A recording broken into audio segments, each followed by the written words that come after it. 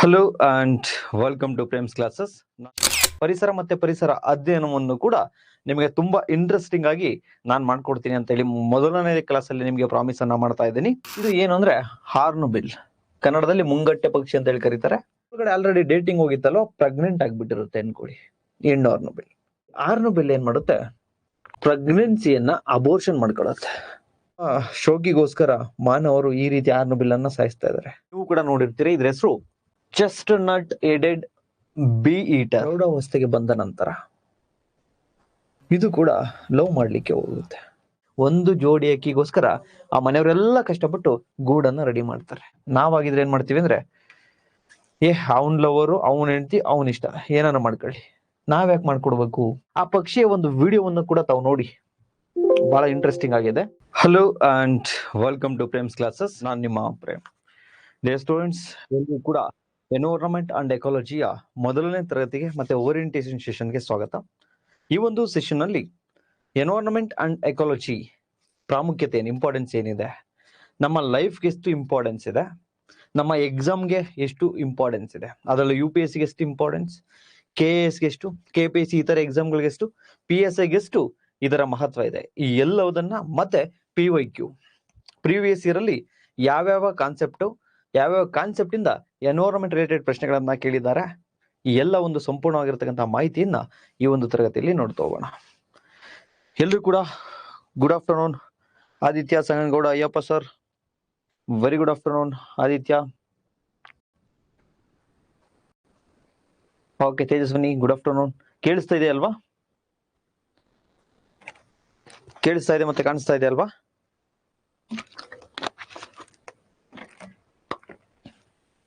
S, I sir, my first class. Siddu super. Shirt ಬೆಂಕಿ, it's okay, thank you so much. Okay, ಅದ್ ನೋಡೋಣ, ಆಮೇಲೆ ನೋಡೋಣ. ಈಗ ಫಸ್ಟ್ ಕ್ಲಾಸಸ್ ಅನ್ನ ಶುರು ಮಾಡ್ತಾ ಬರೋಣ. ಎನ್ವೈರನ್ಮೆಂಟ್ ಅಂಡ್ ಎಕಾಲಜಿ ಈ ಒಂದು ಸಬ್ಜೆಕ್ಟ್ ಅನ್ನು ಕೂಡ ಅಷ್ಟೇ ನಿಮ್ಗೆ ಎಕನಾಮಿಯನ್ನ ಹೇಗೆ ಇಂಟ್ರೆಸ್ಟಿಂಗ್ ಆಗಿ ಮಾಡ್ಕೊಟ್ನೋ, ಅದೇ ರೀತಿ ಎನ್ವೈರನ್ಮೆಂಟ್ ಅಂಡ್ ಎಕಾಲಜಿ, ಪರಿಸರ ಮತ್ತೆ ಪರಿಸರ ಅಧ್ಯಯನವನ್ನು ಕೂಡ ನಿಮಗೆ ತುಂಬಾ ಇಂಟ್ರೆಸ್ಟಿಂಗ್ ಆಗಿ ನಾನು ಮಾಡ್ಕೊಡ್ತೀನಿ ಅಂತ ಹೇಳಿ ಮೊದಲನೇ ಕ್ಲಾಸ್ ಅಲ್ಲಿ ನಿಮಗೆ ಪ್ರಾಮಿಸ್ ಅನ್ನ ಮಾಡ್ತಾ ಇದ್ದೀನಿ. ಓಕೆ, ನೆಕ್ಸ್ಟ್ ನೋಡಿ, importance of environment and ecology. ಪರಿಸರ ಮತ್ತೆ ಪರಿಸರ ವಿಜ್ಞಾನದ ಪ್ರಾಮುಖ್ಯತೆ ಏನಿದೆ, UPSC ಅಲ್ಲಿ ಎಷ್ಟೆಲ್ಲ ಪ್ರಶ್ನೆಗಳನ್ನ ಕೇಳಿದ್ದಾರೆ ತಾವು ಗಮನಿಸ್ತಾ ಇರ್ಬೋದು. ಕೊನೆಯ ಒಂದು 10 ವರ್ಷದ ಅನಾಲಿಸಿಸ್ ಅನ್ನ ಮಾಡಿದ್ರೆ 2015 ಅಲ್ಲಿ 17 ಪ್ರಶ್ನೆಗಳನ್ನ ಕೇಳಿದ್ರು, 2015 ಅಲ್ಲಿ 16 ಅಲ್ಲಿ 20 ಪ್ರಶ್ನೆಗಳು, ಸ್ವಲ್ಪ ಜಾಸ್ತಿ ಆಯ್ತು. ದೆನ್ 17 ಅಲ್ಲಿ ಅಗೈನ್ 15, ದೆನ್ 18 ಅಲ್ಲಿ 11, ದೆನ್ 2019 21 21 ಪ್ರಶ್ನೆಗಳನ್ನ ಕೇಳಿದ್ರು. ನಂತರ 2020 ಅಲ್ಲಿ 19 ಪ್ರಶ್ನೆಗಳನ್ನ ಕೇಳಿದ್ರು. 2021 ಅಲ್ಲಿ 22, ಹೈಯೆಸ್ಟ್ 22 ಪ್ರಶ್ನೆಗಳು, ಅಂದ್ರೆ 44 marks. Usually UPSC cut off 100 ಇರುತ್ತೆ ಯೂಶಲಿ ಆ ಟೈಮಲ್ಲಿ. ಸೊ ಅರೌಂಡ್ ಅದರಲ್ಲಿ 50% ಎನ್ವೈರನ್ಮೆಂಟ್ ಅಂಡ್ ಎಕಾಲಜಿ ಇಂದಾನೆ ನಾವು ಗಳಿಸಬಹುದು. ಕಟ್ ಆಫ್ ನ 50%. 22 ಪ್ರಶ್ನೆಗಳು ಹೈಯೆಸ್ಟ್ 2021 ಅಲ್ಲಿ. 2022 ಅನ್ನ ಗಮನಿಸ್ತಾ ಬಂದ್ರೆ 19 ಪ್ರಶ್ನೆಗಳು, ಅಲ್ಲಿಗೆ 38 ಅಂಕ. ಸುಮಾರು ತಮ್ಮ ಕಟ್ ಆಫ್ ನ more than 40 to 50% environment and ecology ಇಂದ ಬರ್ತಾ ಇದೆ ಎಲ್ಲಿ, UPSC ಅಲ್ಲಿ. ನೆಕ್ಸ್ಟ್ 23 ಅಲ್ಲಿ 16, ಲಾಸ್ಟ್ ಇಯರ್ 2024 ಅಲ್ಲಿ 20 ಪ್ರಶ್ನೆಗಳನ್ನ ಬಂದಿರತಕ್ಕಂಥದ್ದನ್ನ ನಾವು ನೋಡಬಹುದು. ಫಸ್ಟ್ UPSC ಇದನ್ನ ನೋಡೋಣ, ನೆಕ್ಸ್ಟ್ KPSC, ನೆಕ್ಸ್ಟ್ PSI ಗೆ ಬರೋಣ. ಸರ್ ಯಾಕೆ ಸರ್ ಎಲ್ಲ ಕ್ಲಾಸಲ್ಲೂ UPSC ಇದನ್ನೇ ಫಸ್ಟ್ ಅನ್ನ ಗಮನಿಸ್ತೀರಾ ಅಂದ್ರೆ, ಯೂಶಲಿ UPSC ಪ್ಯಾಟರ್ನ್ ಅನ್ನೇ ನಮ್ಮ KPSC ಎಲ್ಲಾ ಪರೀಕ್ಷೆಗಳಲ್ಲೂ ಕೂಡ ಕಾಪಿ ಮಾಡೋದು ಇತ್ತೀಚಿನ ದಿನಗಳಲ್ಲಿ ಕಂಡು ಬರ್ತಾ ಇದೆ. ಸೊ ಅದರಿಂದ ಅಂಡ್ ನೀವು ಇಲ್ಲಿ ಒಂದನ್ನ ಗಮನಿಸಬೇಕು, highest 22 and before last year 16 ಮತ್ತೆ 20. ಸೊ ಈ 2024 ಅಲ್ಲಿ ಏನಿದೆಯಲ್ವಾ 20 ಪ್ರಶ್ನೆಗಳು, ಇಲ್ಲಿ ಸ್ವಲ್ಪ ಟ್ರೆಂಡ್, ಇಲ್ಲಿ ಸ್ವಲ್ಪ ಬದಲಾವಣೆ ಆಗಿದೆ. ಅಪ್ ಟು ಇಲ್ಲಿವರೆಗೂ ಕೂಡ ತುಂಬಾ ಈಸಿ ಪ್ರಶ್ನೆಗಳಿದಾವೆ ಅಂಡ್ ಮಾಡರೇಟ್ ಪ್ರಶ್ನೆಗಳಿದಾವೆ. ಮೋರ್ ದನ್ 60% ಪ್ರಶ್ನೆಗಳೇನಿದಾವಲ್ಲ ಈಸಿ ಮತ್ತೆ ಮಾಡರೇಟ್. ಇನ್ನೊಂದು ಅರೌಂಡ್ ಡಿಫಿಕಲ್ಟ್ ಇರ್ತಕ್ಕಂಥ 20% ಅಷ್ಟೇ ಇಷ್ಟು ವರ್ಷಗಳ ಪ್ರಶ್ನೆ ಪತ್ರಿಕೆಯನ್ನ ನೋಡಿದ್ರೆ. ಆದ್ರೆ 2024 ಅಲ್ಲಿ ಏನಾಯ್ತು ಅಂದ್ರೆ ಸ್ವಲ್ಪ ಟೆಕ್ನಿಕಾಲಿಟಿ ಅಂದ್ರೆ ಎನ್ವೈರನ್ಮೆಂಟ್ ಅಂಡ್ ಎಕಾಲಜಿಗೆ ಸ್ವಲ್ಪ ಬಯಾಲಜಿಯನ್ನ ಬೆರೆಸಿ ಪ್ರಶ್ನೆಯನ್ನ ಕೇಳಿರ್ತಕ್ಕಂಥದ್ದು 2024 ಅಲ್ಲಿ. ಸೊ ಅಲ್ಲಿಗೆ ನಿಮ್ಗೆ ಅವರೇಜ್ ಆಗಿ 20 ಪ್ರಶ್ನೆಗಳು UPSC ಅಲ್ಲಿ ನಾವು ನೋಡ್ಬೋದು, 40 ಮಾರ್ಕ್ಸ್. ನೆಕ್ಸ್ಟ್ ಇದು KS ನ ಪ್ರಶ್ನೆ ಪತ್ರಿಕೆಯನ್ನ ಅನಾಲಿಸಿಸ್ ಮಾಡಿದ್ರೆ ನಿಮಗೆ ಕಳೆದ ಒಂದು 4 ರಿಂದ 5 ಪ್ರಶ್ನೆ ಪತ್ರಿಕೆಯನ್ನ ಅನಾಲಿಸಿಸ್ ಮಾಡಿದೀವಿ. ಯಾಕಂದ್ರೆ ಅದಕ್ಕಿಂತ ಬಿಫೋರ್ ಪ್ರಶ್ನೆ ಪತ್ರಿಕೆ ಬೇಡ. ನೀವು ಒಂದನ್ನ ಗಮನಿಸ್ತಾ ಬನ್ನಿ. 2017 ಪ್ರಶ್ನೆ ಪತ್ರಿಕೆಯನ್ನ ನೋಡಿ. 2017 ಅಲ್ಲಿ ಕೇವಲ 7 ಪ್ರಶ್ನೆಗಳಿತ್ತು. ಇಟ್ ಮೀನ್ಸ್ 14 ಮಾರ್ಕ್ಸ್ 2017ರಲ್ಲಿ. 2020 ಗಮನಿಸಿದ್ರೆ 20 ಮಾರ್ಕ್ಸ್, ಸ್ವಲ್ಪ ಜಾಸ್ತಿ ಆಯ್ತು. 2017ಗಿಂತ 2020 ಸ್ವಲ್ಪ ಜಾಸ್ತಿ ಆಯ್ತು, 20 ಮಾರ್ಕ್ಸ್. ದೆನ್ 2024 ಏನು ರೀ ಎಕ್ಸಾಮ್ ಆಯ್ತಲ್ಲ, ಫಸ್ಟ್ ಟೈಮ್ ಬರ್ದು ಆ ಒಂದು ಪ್ರಶ್ನೆ ಪತ್ರಿಕೆಯಲ್ಲಿ 10 ಪ್ರಶ್ನೆಗಳಿದ್ವು. ಇಟ್ ಮೀನ್ಸ್ 20 ಪ್ರಶ್ನೆಗಳಿತ್ತು, 20 ಮಾರ್ಕ್ಸ್ ಇತ್ತು, 10 ಪ್ರಶ್ನೆಗಳಿದ್ವು. ಮೊನ್ನೆ ಡಿಸೆಂಬರ್ ಅಲ್ಲಿ ಏನ್ ನಡೀತಲ್ವಾ, ಆ ಒಂದು ಪ್ರಶ್ನೆ ಪತ್ರಿಕೆಯನ್ನ ತೆಗೆದುಕೊಂಡ್ರೆ ಕರೆಂಟ್ ಅಫೇರ್ಸ್ ಮತ್ತೆ ಎನ್ವೈರನ್ಮೆಂಟ್ ಎರಡನ್ನ ಒಟ್ಟು 22 ಪ್ರಶ್ನೆಗಳು ಬಂದಿತ್ತು. ಇಟ್ ಮೀನ್ಸ್ 44 ಮಾರ್ಕ್ಸ್ಗೆ ಮೊನ್ನೆ ಡಿಸೆಂಬರ್ 29 ನಡೆದಿರತಕ್ಕಂತಹ KS ನ ಪರೀಕ್ಷೆಯಲ್ಲಿ ಬಂದಿತ್ತು. ಸೊ ಇದನ್ನ ಹಂಗೆ ಗಮನಿಸ್ತಾ ಬಂದ್ರೆ 7 ಕ್ವಶನ್ ಇತ್ತು, ನಂತರ 10 ಆಯ್ತು, next 10, next 22. It means environment and ecology recent trend ಅನ್ನ ಗಮನಿಸ್ತಾ ಬಂದ್ರೆ KPSC ಅಲ್ಲಿ ಜಾಸ್ತಿ ಆಗ್ತಾ ಇದೆ, ರೈಸ್ ಆಗ್ತಾ ಇದೆ. ಮುಂಚೆ ಎನ್ವೈರನ್ಮೆಂಟ್ ಅಂಡ್ ಎಕಾಲಜಿ ಏನಿದೆಯಲ್ವಾ, ಈ ಒಂದು ಸಬ್ಜೆಕ್ಟ್ ಇಂದ ಬಹಳ ಪ್ರಶ್ನೆಗಳು ಕಡಿಮೆ ಬರ್ತಾ ಇತ್ತು. ಆದ್ರೆ ಇತ್ತೀಚಿನ ದಿನಗಳಲ್ಲಿ ಎನ್ವೈರನ್ಮೆಂಟ್ ಪೊಲ್ಯೂಷನ್ ಆಗಿರ್ಬೋದು ಅಥವಾ ಇನ್ನಿತರೆ ಎನ್ವೈರನ್ಮೆಂಟ್ ರಿಲೇಟೆಡ್ ಇಶ್ಯೂಸ್ ಜಾಸ್ತಿ ಆಗ್ತಿರೋದ್ರಿಂದ, ಮತ್ತೆ ಅಭಿವೃದ್ಧಿ ಹೆಸರಿನಲ್ಲಿ ನಮ್ಮ ಎನ್ವೈರನ್ಮೆಂಟ್ ಅನ್ನು ಹಾಳು ಮಾಡ್ತಿರೋದ್ರಿಂದ, ಮತ್ತೆ ಜಾಗತಿಕ ತಾಪಮಾನಕ್ಕೆ ಇವತ್ತು ಗಮನಿಸ್ತಾ ಇದ್ದೀರಾ, ಬೆಂಗಳೂರು ಆಗಿರ್ಬೋದು, ನಿಮ್ಮ ಊರಾಗಿರ್ಬೋದು, ಪ್ರತಿಯೊಂದು ಊರು ಕೂಡ ಹೇಗೆ ಬಿಸಿಲಿಗೆ ನಲುಗು ಹೋಗಿದೆ ಅಂತಕ್ಕಂಥದ್ದನ್ನ ನೀವು ಗಮನಿಸ್ತಾ ಇದ್ದೀರಿ. ಸೊ ಇದೆಲ್ಲದರ ಪ್ರಭಾವದಿಂದ ಒಂದು ನಮ್ಮ ಜೀವನಕ್ಕೂ ಕೂಡ ಎನ್ವೈರನ್ಮೆಂಟ್ ಬೇಕು, ಇನ್ನೊಂದು ಎಕ್ಸಾಮ್ಗೂ ಕೂಡ ಬೇಕು ಅಂತ ಹೇಳಿ ಎನ್ವೈರನ್ಮೆಂಟ್ ದಿನನಿತ್ಯವೂ ಕೂಡ ಇನ್ಕ್ರೀಸ್ ಆಗ್ತಾ ಇದೆ ಪ್ರಶ್ನೆಗಳು. ಇನ್ನ PSI ನಲ್ಲೂ ಕೂಡ ಇನ್ನ ಮುಂದೆ ಬರ್ತಕ್ಕಂತಹ PSI ನಲ್ಲಿ ನಾವು ಎನ್ವೈರನ್ಮೆಂಟ್ ರಿಲೇಟೆಡ್ ಪ್ರಶ್ನೆಗಳನ್ನ ಹೆಚ್ಚು ಗಮನಿಸಬಹುದು. ಯಾಕೆಂದ್ರೆ ನಿಮ್ಗೆ ಯಾವತ್ತು ಕಾಂಪಿಟೇಷನ್ ಜಾಸ್ತಿ ಆಗುತ್ತೋ, ಯಾವತ್ತು ನಿಮ್ಮಲ್ಲಿ ಸ್ಪರ್ಧೆ ಜಾಸ್ತಿ ಆಗುತ್ತಲ್ವಾ. ಇತ್ತೀಚಿನ ದಿನಗಳಲ್ಲಿ ಗೊತ್ತು, ಎಲ್ಲಾ ಫೀಲ್ಡ್ ಅಲ್ಲೂ ಕೂಡ ಕಾಂಪಿಟೇಷನ್ ಇದೆ. ಕಾಂಪಿಟೇಷನ್ ಯಾವತ್ತು ಜಾಸ್ತಿ ಆಗುತ್ತೋ ಅವತ್ತು difficulty level, question paper difficulty level ಕೂಡ ಜಾಸ್ತಿ ಆಗ್ಬೇಕಾಗತ್ತೆ. ಈಗ ನೀವು UPSC ಗಮನಿಸ್ತಾ ಇರ್ಬೋದು, ಪ್ರತಿ ವರ್ಷನೂ ಕಾಂಪಿಟೇಷನ್ ಜಾಸ್ತಿ ಆಗ್ತಾ ಇದೆ ಅಂತ ಹೇಳ್ತೀರಾ. ಬಟ್ ಕಟ್ ಆಫ್ ಜಾಸ್ತಿ ಆಗ್ತಾ ಇದೆಯಾ? ಕಾಂಪಿಟೇಷನ್ ಜಾಸ್ತಿ ಆಗ್ತಾ ಇದೆ, ಬಟ್ ಕಟ್ ಆಫ್ ಆಗ್ತಾ ಇದೆಯಾ? 110ಕ್ಕೆ ಹೋಗಿದೆ ಒಂದ್ಸರ್ತಿ ಕಟ್ ಆಫ್, 100, ನೆಕ್ಸ್ಟ್ 100, 105 ಇಷ್ಟಿದ್ದು ಕಾಂಪಿಟೇಷನ್ ಜಾಸ್ತಿ ಆದಂಗೆಲ್ಲ 2023 ಪ್ರಶ್ನೆ ಪತ್ರಿಕೆಯನ್ನ ನೀವು ಗಮನಿಸಬಹುದು, ಕಟ್ ಆಫ್ 76. ಕಾಂಪಿಟೇಷನ್ ಜಾಸ್ತಿ ಆಗ್ತಾ ಇದೆ ಸರ್, ಬಟ್ ಕಟ್ ಆಫ್ ಕಡಿಮೆ ಆಗ್ತಾ ಇದೆ ಸರ್ UPSC ಇಲ್ಲಿ. ಯಾಕೆ ಸರ್? ಬಿಕಾಸ್ ಆಫ್ ಕಾಂಪಿಟೇಷನ್ ಜಾಸ್ತಿ ಆದಂತೆಲ್ಲ ಕ್ವಶನ್ ಪೇಪರ್ ಡಿಫಿಕಲ್ಟಿ ಲೆವೆಲ್ ನ ಜಾಸ್ತಿ ಮಾಡ್ತಾ ಇದಾರೆ. ಸೊ ಕಟ್ ಆಫ್ ಕಡಿಮೆ ಬರ್ತಾ ಇದೆ. ನಮ್ಮ KPSC ಕೂಡ ಅಷ್ಟೇ ಕಾಂಪಿಟೇಷನ್ ಜಾಸ್ತಿ ಆಗಿದೆ. ಸೊ ಈಗ ಏನ್ ಮಾಡ್ಬೇಕು? ಕಟ್ ಆಫ್ ಕಡಿಮೆ ಆಗ್ಲೇಬೇಕು. ಇಟ್ ಮೀನ್ಸ್ ಡಿಫಿಕಲ್ಟಿ ಲೆವೆಲ್ ಅನ್ನ ಜಾಸ್ತಿ ಮಾಡ್ತಾನೆ. ಯಾವತ್ತು KPSC ಅಲ್ಲಿ ಕ್ವಶನ್ ಪೇಪರ್ ಡಿಫಿಕಲ್ಟಿ ಲೆವೆಲ್ ಜಾಸ್ತಿ ಮಾಡ್ಬೇಕು ಅಂತಕ್ಕಂತಹ ಒಂದು ಪ್ರಶ್ನೆ ಬರುತ್ತೋ, ಆವಾಗ KPSC ಒಂದು ಎಕ್ಸಾಮ್ ಪ್ರಿಪರೇಷನ್ ಮಾಡ್ತಾ ಇರ್ತಕ್ಕಂಥ ಒಂದು ಪ್ರಶ್ನೆ ಪತ್ರಿಕೆಯ ಮಂಡಳಿ ಯಾವ್ದ್ ಕಡೆ ನೋಡುತ್ತೆ ಅಂದ್ರೆ, ಒಂದು science and tech and another one is environment and ecology. ಈ ಎರಡರ ಕಡೆ ತನ್ನ ಕಣ್ಣನ್ನ ಆಡಿಸುತ್ತೆ. ಯಾಕೆಂದ್ರೆ ಯಾವ ಒಂದು ಪ್ರಶ್ನೆ ಪತ್ರಿಕೆಯಲ್ಲಿ science and tech, environment and mental ability ಜಾಸ್ತಿ ಬರುತ್ತೋ ಆ ಪ್ರಶ್ನೆ ಪತ್ರಿಕೆ ಹುಡುಗರಿಗೆ ಡಿಫಿಕಲ್ಟ್ ತರ ಕಾಣಿಸುತ್ತೆ. ಸೊ ಇನ್ ಮುಂದೆ ಬರ್ತಾ ಇರ್ತಕ್ಕಂಥ PSI ನೋಟಿಫಿಕೇಶನ್ ಅಲ್ಲಿ ನಾವು ಇದನ್ನ ಎಕ್ಸ್ಪೆಕ್ಟ್ ಮಾಡಬಹುದಾಗಿದೆ, ಈ ಟ್ರೆಂಡ್ ಅನ್ನ.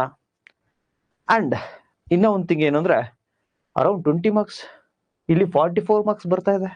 ಇಟ್ ಮೀನ್ಸ್ ಇದನ್ನು ಕೂಡ ಒಂದು ಸಬ್ಜೆಕ್ಟ್ ಆಗಿ ತೆಗೆದುಕೋಬೇಕು. ಇತ್ತೀಚಿನ ಸ್ಟೂಡೆಂಟ್ಸ್ ಏನ್ ಮಾಡ್ತಾ ಇದಾರೆ ಅಂದ್ರೆ, environment and ecology, economy, science and tech ಕಡಿಮೆ ಒತ್ತನ್ನ ಕೊಡ್ತಾ ಇದ್ದಾರೆ. ನಿಮ್ಗೆ ಒಂದನ್ನ ನೀವು ಗಮನಿಸಬೇಕಾಗಿರ್ತಕ್ಕಂಥದ್ದು ಏನು ಅಂದ್ರೆ, ಈಗ ಫಾರ್ ಎಕ್ಸಾಂಪಲ್ ಪೊಲಿಟಿ ಅಥವಾ ಇನ್ನೊಂದು ಯಾವುದೋ ಒಂದು ಸಬ್ಜೆಕ್ಟ್, ಈ ಸಬ್ಜೆಕ್ಟ್ ಇಂದ ತುಂಬಾ ಪ್ರಶ್ನೆಗಳು ಬರ್ತವೆ. ಓಕೆ, ತೊಂದರೆ ಇಲ್ಲ. ಒಂದು 20 to 25 ಅಥವಾ 30 ಮಾರ್ಕ್ಸಿಗೆ ಬರ್ತದೆ ಅನ್ಕೊಳ್ಳಿ. ಅಟ್ ಎ ಸೇಮ್ ಟೈಮ್ ಅಷ್ಟೇ ಈಕ್ವಲ್ ಇರ್ತಕ್ಕಂತಹ ಈ ಒಂದು ಎನ್ವೈರನ್ಮೆಂಟ್ ಕೂಡ ಅಷ್ಟೇ ಬರುತ್ತೆ. ಆದರೆ ನೀವು ಯಾವುದೇ ಒಂದು ಬಿಗ್ ಚಾಪ್ಟರ್ ಬಿಗ್ ಸಬ್ಜೆಕ್ಟ್ ಅನ್ನ ಓದ್ಲಿಕ್ಕೆ ನೀವು ಒಂದು ಸತಿ ಓದ್ಲಿಕ್ಕೆ 20 ಡೇಸ್ ತೆಗೆದುಕೊಂಡ್ರೆ ಎನ್ವೈರನ್ಮೆಂಟ್ಗೆ ಬೇಕಾಗ್ತಿರ್ತಕ್ಕಂಥದ್ದು ಕೇವಲ 10 ಡೇಸ್ ಅಷ್ಟೇ. ನೀವು ಇನ್ನೂ ಒಂದು ಸಬ್ಜೆಕ್ಟ್ ಓದ್ಲಿಕ್ಕೆ 15 ಡೇಸ್ ತೆಗೆದುಕೊಂಡ್ರೆ ಎನ್ವೈರನ್ಮೆಂಟ್ಗೆ ಬೇಕಾಗ್ತಕ್ಕಂಥದ್ದು 7 ಡೇಸ್ ಅಷ್ಟೇ. ನಾನು ಏನ್ ಹೇಳ್ತಾ ಇದ್ದೀನಿ ಅಂದ್ರೆ, ಬೇರೆ ಸಬ್ಜೆಕ್ಟ್ಗೆ ಹೋಲಿಕೆ ಮಾಡಿದ್ರೆ ಪ್ರಶ್ನೆಗಳಷ್ಟೇ ಬರ್ತಿದೆ, ವೆಯ್ಟೇಜಸ್ ಅಷ್ಟೇ ಇದೆ. ಆದ್ರೆ ಆ ಸಬ್ಜೆಕ್ಟ್ ಅನ್ನ ಓದ್ಲಿಕ್ಕೆ ಎಷ್ಟು ಟೈಮ್ ಬೇಕೋ ಅದಕ್ಕಿಂತ ಕಡಿಮೆ ಟೈಮ್ ಹಿಡಿಯುತ್ತೆ ಯಾವುದಕ್ಕೆ, environment and ecology and science and tech. ಕಡಿಮೆ ಟೈಮ್ ಹಿಡಿಯುತ್ತೆ. ಇಟ್ ಮೀನ್ಸ್ ಪ್ರೊಡಕ್ಟಿವಿಟಿ ನಮ್ದು ಜಾಸ್ತಿ ಆಗ್ತಾ ಹೋಗುತ್ತೆ ಎಕ್ಸಾಮ್ ಅಲ್ಲಿ, ಯಾವಾಗ ನಾವು environment, ecology, science and tech, ಎಕನಾಮಿಯನ್ನ ಓದ್ತೀವೋ ಅವಾಗ. ಫಾರ್ ಎಕ್ಸಾಂಪಲ್ ಒಂದನ್ನ ನಿಮ್ಗೆ ಹೇಳ್ಬೇಕು ಅಂದ್ರೆ ನೋಡಿ, ಇಂಡಿಯನ್ ಕಾನ್ಸ್ಟಿಟ್ಯೂಷನ್ ಅರೌಂಡ್ 20 ಡೇಸ್ ಓದ್ತೀರಾ ಅನ್ಕೊಳ್ಳಿ, ಕಂಪ್ಲೀಟ್ ಒಂದು ಬುಕ್ ಅನ್ನ. Next history medieval, ancient, modern ಎಲ್ಲ ಓದಿದ್ರು ಕೂಡ ಅರೌಂಡ್ 30 ಡೇಸ್ ಮೇಲೆ ಬೇಕಾಗುತ್ತೆ. ಸೊ ಎರಡನ್ನ ಓದಿದ್ರೆ 50 ದಿನಗಳು ತೆಗೆದುಕೊಳ್ಳುತ್ತೆ. 50 ದಿನಗಳನ್ನ ತೆಗೆದುಕೊಳ್ಳುತ್ತೆ. ಎಷ್ಟು ಪ್ರಶ್ನೆಗಳು ಬರ್ತವೆ ಹಿಸ್ಟ್ರಿಯಲ್ಲಿ? ಒಂದು 15 ಪ್ರಶ್ನೆಗಳು ಅಂದ್ರೆ 30 ಮಾರ್ಕ್ಸ್ ಬರುತ್ತೆ. ಇದ್ರಲ್ಲಿ ಒಂದು 15 ಬಂದ್ರೆ ಇದು 30 ಮಾರ್ಕ್ಸ್ ಅನ್ಕೊಳ್ಳಿ. ಅಲ್ಲಿಗೆ 60 ಅಂಕಗಳು ಬರ್ತವೆ. 2 ಓದಿದ್ರೆ 50 ದಿನ ಬೇಕಾಗುತ್ತೆ. ಅದೇ ನೀವು ಎನ್ವೈರನ್ಮೆಂಟ್, ಸೈನ್ಸ್ ಅಂಡ್ ಟೆಕ್ ತೆಗೆದುಕೊಳ್ಳಿ. Environment and science and tech ಅನ್ನ ತೆಗೆದುಕೊಂಡ್ರೆ ಎನ್ವೈರನ್ಮೆಂಟ್ಗೆ ತಾವು ಓದ್ಲಿಕ್ಕೆ 10 ಡೇಸ್ ಸಾಕು. ಲೆಸ್ ದ್ಯಾನ್ 10 ಡೇಸ್, 7 ಡೇಸ್ ಸಾಕು ಎನ್ವೈರನ್ಮೆಂಟ್ ಅನ್ನ ಓದ್ಲಿಕ್ಕೆ. ಸೈನ್ಸ್ ಅಂಡ್ ಟೆಕ್ ಓದ್ಲಿಕ್ಕೆ 10 ಡೇಸ್ ಸಾಕು. ಸೊ 20 ಡೇಸ್ ಅಲ್ಲಿ ನೀವೇನು 50 ಡೇಸ್ ಅಲ್ಲಿ ಓದಿರ್ತೀರಲ್ವಾ 60 ಮಾರ್ಕಿಗೆ, ಅಲ್ಲಿಗೆ ಅರೌಂಡ್ 20 ಡೇಸ್ ಅಲ್ಲಿ ಮಾಡ್ಬೋದು. ಅಂದ್ರೆ ಇದಕ್ಕಿಂತ ಅರ್ಧ ದಿನಗಳೇ ಅಷ್ಟೇ ಅಂಕಗಳನ್ನ ಗಳಿಸಬಹುದು. ಇದು ಎರಡನೇದು. ಮೂರನೇದಾಗಿ ಏನ್ ಗಮನಿಸ್ಬೇಕು ಅಂದ್ರೆ, ನಿಮ್ಮ ಕಟ್ ಆಫ್ ಅನ್ನ ಡಿಸೈಡ್ ಮಾಡ್ತಕ್ಕಂಥದ್ದು ಎನ್ವೈರನ್ಮೆಂಟ್, ಎಕಾಲಜಿ, ಎಕನಾಮಿ ಮತ್ತೆ ಸೈನ್ಸ್ ಅಂಡ್ ಟೆಕ್. ಬೇರೆ ಎಲ್ಲದರಲ್ಲೂ ಎಲ್ಲರೂ ಮಾಡ್ತಾರೆ. ಅವ್ರಿಗಿನ್ನ ಎಲ್ಲರಿಗಿಂತ ಒಂದ್ ಹೆಜ್ಜೆ ನೀವು ಮುಂದೆ ಇರ್ಬೇಕಂದ್ರೆ ಈ ಭಾಗಗಳಲ್ಲಿ ತಾವುಗಳು ಸ್ಟ್ರಾಂಗ್ ಆಗ್ಬೇಕಾಗತ್ತೆ. ಸೊ ಅದೇ ರೀತಿ ಸಿಲೆಬಸ್ ಯಾವುದೇ ನೀವು ಕ್ಲಾಸ್ ಅನ್ನ ಶುರು ಮಾಡ್ಲಿ ಅಥವಾ ಯಾವುದೇ ಸಬ್ಜೆಕ್ಟ್ ಅನ್ನ ನೀವು ಓದ್ಲಿಕ್ಕೆ ಶುರು ಮಾಡಿ, ಸಿಲೆಬಸ್ ಇಂಪಾರ್ಟೆಂಟ್ ಆಗುತ್ತೆ. ಬಟ್ ನಾನು ಹೇಳಿದ್ದೆ ಎನ್ವೈರನ್ಮೆಂಟ್, ಎಕನಾಮಿಗೆ ಸಿಲೆಬಸ್ ಇಂಪಾರ್ಟೆಂಟ್ ಅಲ್ಲ ಅಂತ ಹೇಳಿದ್ದೆ. ಯಾಕೆ ಅಂತ ಕ್ಲಾಸಲ್ಲೇ ಕೂಡ ಹೇಳಿದೀನಿ, ನೋಡಿ ಹೋಗಿ. ಸೊ ಎನ್ವೈರನ್ಮೆಂಟ್ ಅಲ್ಲಿ ಸಿಲೆಬಸ್ ತುಂಬಾ ಇಂಪಾರ್ಟೆಂಟ್ ಆಗುತ್ತೆ. UPSC ಮತ್ತೆ KPSC ಸಿಲೆಬಸ್ ಅನ್ನ ಮತ್ತೆ PSI ಸಿಲೆಬಸ್ ಅನ್ನ ನೋಡ್ತಾ ಹೋಗೋಣ. UPSC ಸಿಲೆಬಸ್ ಅನ್ನ ನೋಡಿದ್ರೆ the environment section covers general issues on environmental and ecology. General issues on environmental and ecology, number 1. Biodiversity, number 2. ಪರಿಸರ ಮತ್ತೆ ಪರಿಸರ ವಿಜ್ಞಾನ, ಬಯೋಡೈವರ್ಸಿಟಿ, ಜೀವ ವೈವಿಧ್ಯತೆ. ನೆಕ್ಸ್ಟ್ ಕ್ಲೈಮೇಟ್ ಚೇಂಜ್, ಜಾಗತಿಕವಾಗಿ ತಾಪಮಾನ ಬದಲಾವಣೆ ಆಗ್ತಾ ಇರ್ತಕ್ಕಂಥದ್ದು, ಜಾಗತಿಕವಾಗಿ ವಾತಾವರಣ ಬದಲಾವಣೆಯನ್ನ ಆಗ್ತಾ ಇರ್ತಕ್ಕಂಥದ್ದು ಕ್ಲೈಮೇಟ್ ಚೇಂಜ್. ವಿಚ್ ಇಷ್ಟನ್ನ ಕೊಟ್ಟಿದ್ದಾರೆ ಅಷ್ಟೇ, environmental and ecology, biodiversity and climate change and related issues ಅಂತ ಕೊಟ್ಟಿದ್ದಾರೆ. ಬಟ್ ಒಂದನ್ನ ಬ್ರಾಕೆಟ್ ಅಲ್ಲಿ ಕೊಟ್ಟಿದ್ದಾರೆ, ಅದೇನಂದ್ರೆ which do not require specific subject specialization. which do not require, ವಿಶೇಷವಾಗಿರ್ತಕ್ಕಂಥ ಪಾಂಡಿತ್ಯದ ಅಗತ್ಯ ಇಲ್ಲ ಅಂತಕ್ಕಂಥದ್ದನ್ನ ನಿಮ್ಗೆ ನೋಟಿಫಿಕೇಶನ್ ಅಲ್ಲೇ ಕೊಟ್ಟಿರ್ತಕ್ಕಂಥದ್ದು. ಈ ಒಂದು ಲೈನ್ ಅನ್ನ ಈ ಬೇರೆ ಯಾವುದೇ ಸಬ್ಜೆಕ್ಟ್ ಅಲ್ಲೂ ಕೂಡ ಕೊಟ್ಟಿಲ್ಲ. ಹಂಗಾದ್ರೆ ಏನ್ ಸರ್ ಈ ಒಂದು ಲೈನ್ ನ ಮೀನಿಂಗ್ ಏನು ಅಂದ್ರೆ, ನಿಮಗೆ ಜಾಗತಿಕ ಮಟ್ಟದಲ್ಲಿ ಆಗ್ತಿರ್ತಕ್ಕಂಥ ಬದಲಾವಣೆಗಳು ಗೊತ್ತಿರಬೇಕು, ಬಯೋಡೈವರ್ಸಿಟಿ ಗೊತ್ತಿರಬೇಕು, ಅದ್ರ ಟೈಪ್ಸ್ ಗೊತ್ತಿರಬೇಕು, ಮೆಜರ್ಮೆಂಟ್ ಗೊತ್ತಿರಬೇಕು. ಆದರೆ ನೀವು ಡೀಟೇಲ್ಡ್ ಆಗಿ ಸೈನ್ಸ್ ಬಯಾಲಜಿ ಹೇಗೆ ಗೊತ್ತಿರಲ್ವಾ ಆ ರೀತಿಯ ಡೀಟೇಲ್ಡ್ ಆಗಿ ಹೋಗ್ತಕ್ಕಂತಹ ಅಗತ್ಯತೆ ಇಲ್ಲ ಅಂತ ಹೇಳಿ ಈ ಲೈನ್ ಹೇಳ್ತಾ ಇರತಕ್ಕಂಥದ್ದು. ಅಂದ್ರೆ ನಿಮಗೆ ಜನರಲ್ ಅವೇರ್ನೆಸ್ ಇರಬೇಕು, ಎನ್ವೈರನ್ಮೆಂಟ್ ಅಂಡ್ ಎಕಾಲಜಿಗೆ. ಸೈನ್ಸ್ ಅನ್ನ ಎನ್ವೈರನ್ಮೆಂಟ್ ಎಕಾಲಜಿಯಲ್ಲಿ ತರಬೇಡಿ ಅಂತಕ್ಕಂಥದ್ದು ಈ ಮಾತು ಹೇಳ್ತಾ ಇರ್ತಕ್ಕಂಥದ್ದು. ಈ ಒಂದು ಏನ್ ನೋಟಿಫಿಕೇಶನ್ ಕೊಟ್ಟಿದಾರಲ್ವ ಅಲ್ಲಿ.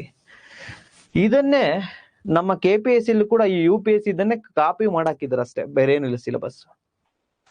ಪರಿಸರ ವಿಜ್ಞಾನವು ಪರಿಸರ ವಿಜ್ಞಾನ, ಜೀವ ವೈವಿಧ್ಯತೆ ಮತ್ತು ಹವಾಮಾನದಲ್ಲಿನ ಬದಲಾವಣೆಯನ್ನ ಸಾಮಾನ್ಯ ಅಧ್ಯಯನ ತಮಗಿರಬೇಕು. ಯಾವುದೇ ನಿರ್ದಿಷ್ಟವಾಗಿರ್ತಕ್ಕಂಥ ವಿಷಯದ ಪಾಂಡಿತ್ಯದ ಅಥವಾ ವಿಶೇಷತೆಯ ಅಗತ್ಯವಿಲ್ಲ. Do not require subject specialisation. So ಇದು ನಮ್ಗೆ ಎನ್ವೈರನ್ಮೆಂಟ್ ಅಂಡ್ ಎಕಾಲಜಿ ಹೇಳ್ತಾ ಇರ್ತಕ್ಕಂಥದ್ದು.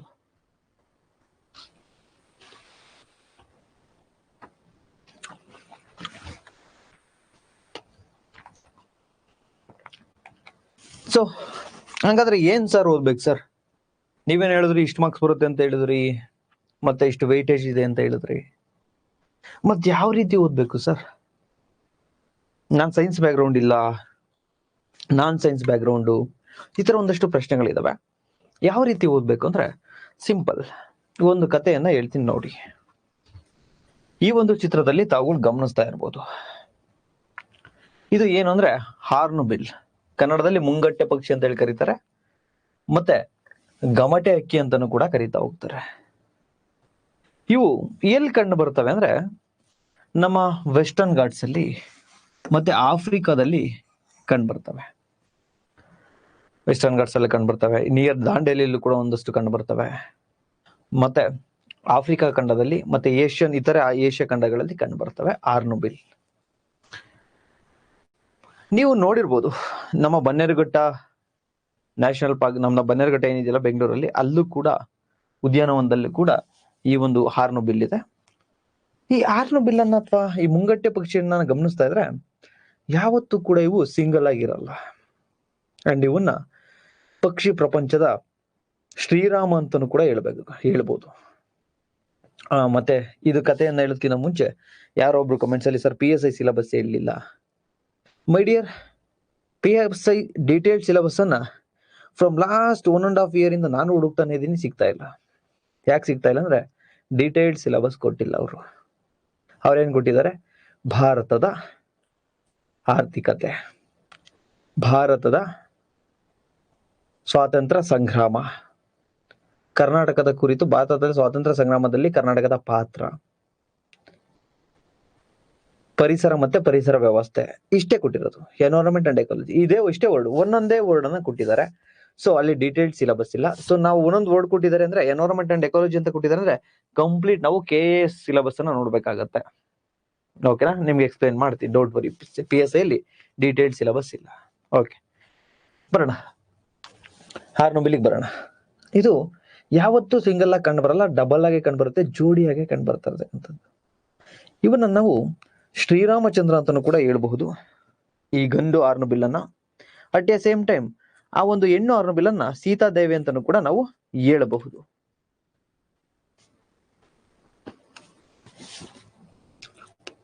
ಯಾಕೆ ಸರ್ ಈ ತರ?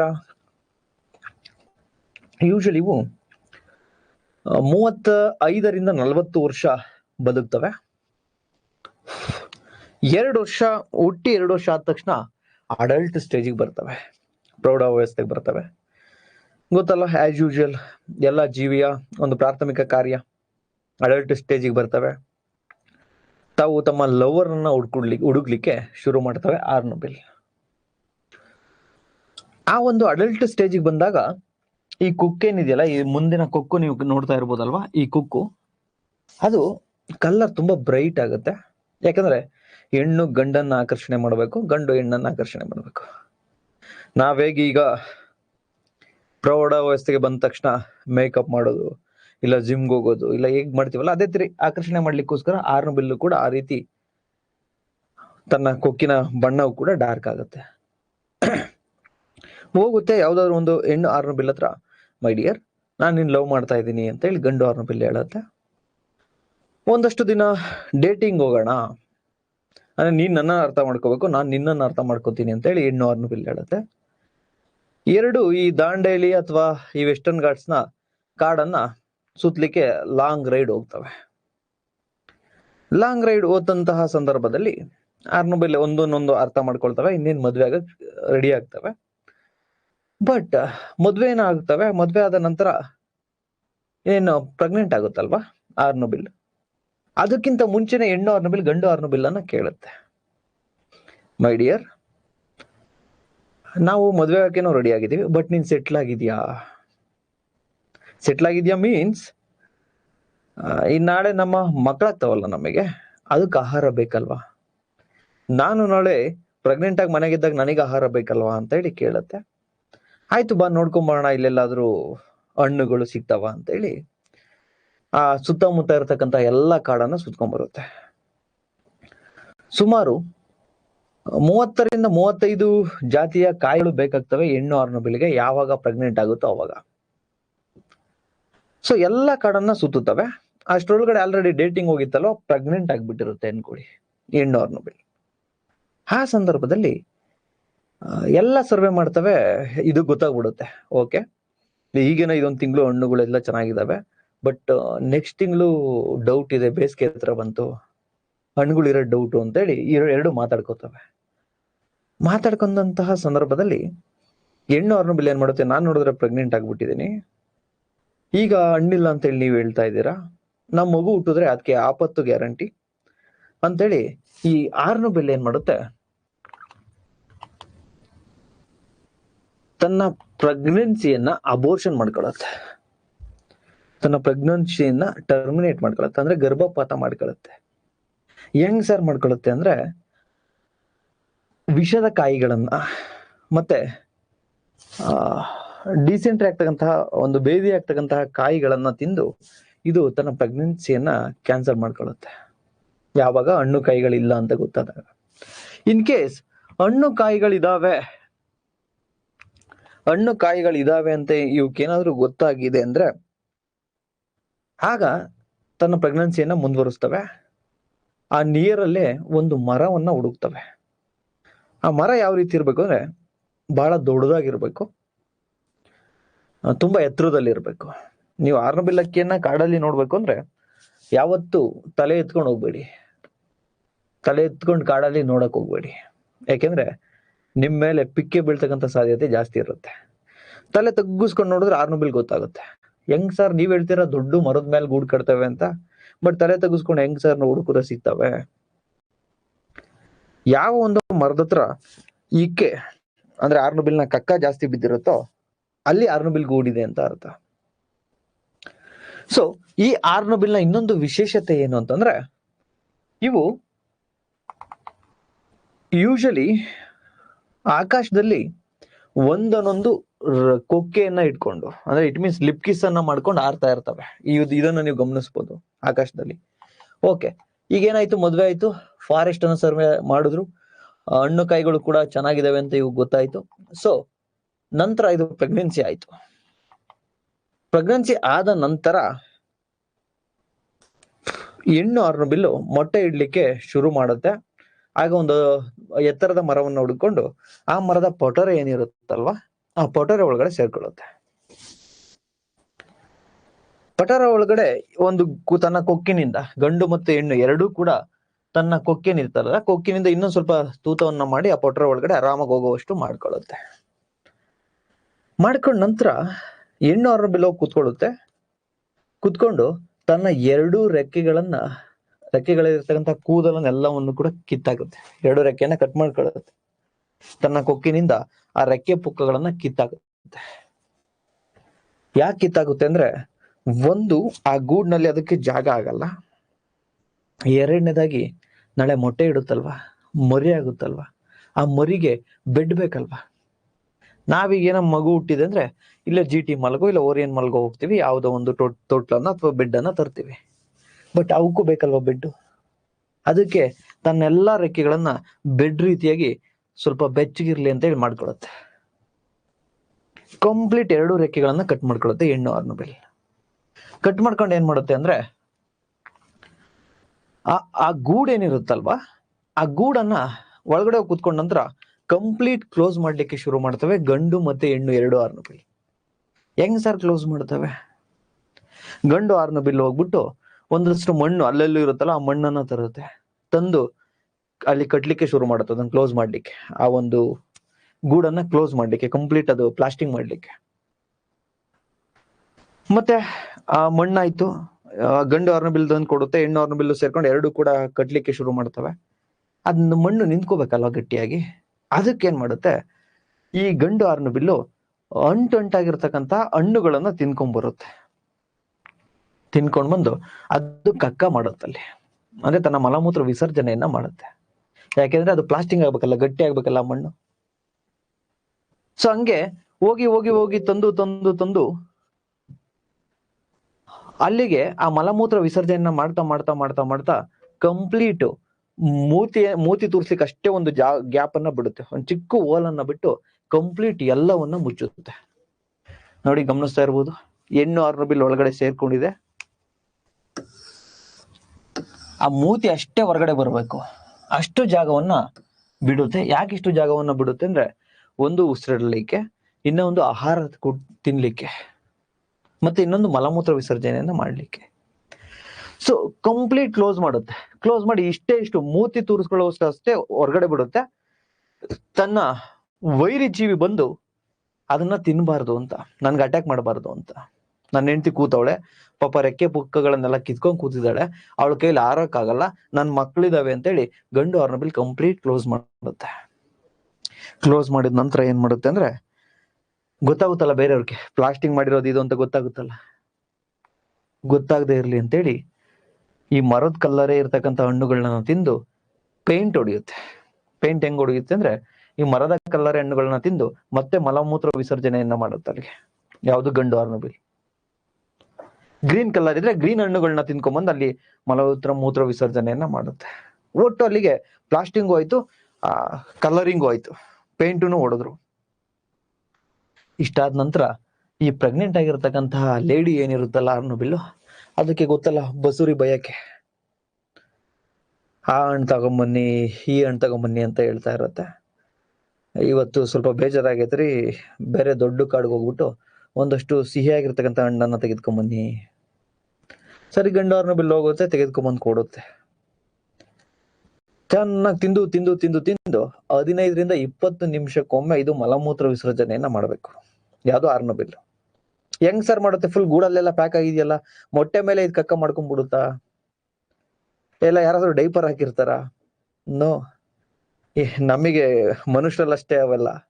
ಇದೇನ್ ಮಾಡುತ್ತೆ ಅಂದ್ರೆ, ಕರೆಕ್ಟ್ ಆಗಿ ಓಲ್ ಏನಿದೆಯಲ್ಲ, ಓಲ್ ಹತ್ರ ತನ್ನ ಬ್ಯಾಕ್ ಅನ್ನ ತಂದು ಅಲ್ಲಿಂದ ಮಲಮೂತ್ರ ವಿಸರ್ಜನೆಯನ್ನ ಆರಿಸುತ್ತೆ. ಯಾಕೆಂದ್ರೆ ಇಲ್ಲೇ ಬೀಳ್ಬಾರ್ದಲ್ಲ, ಅದಕ್ಕೆ ಆರಿಸುತ್ತೆ.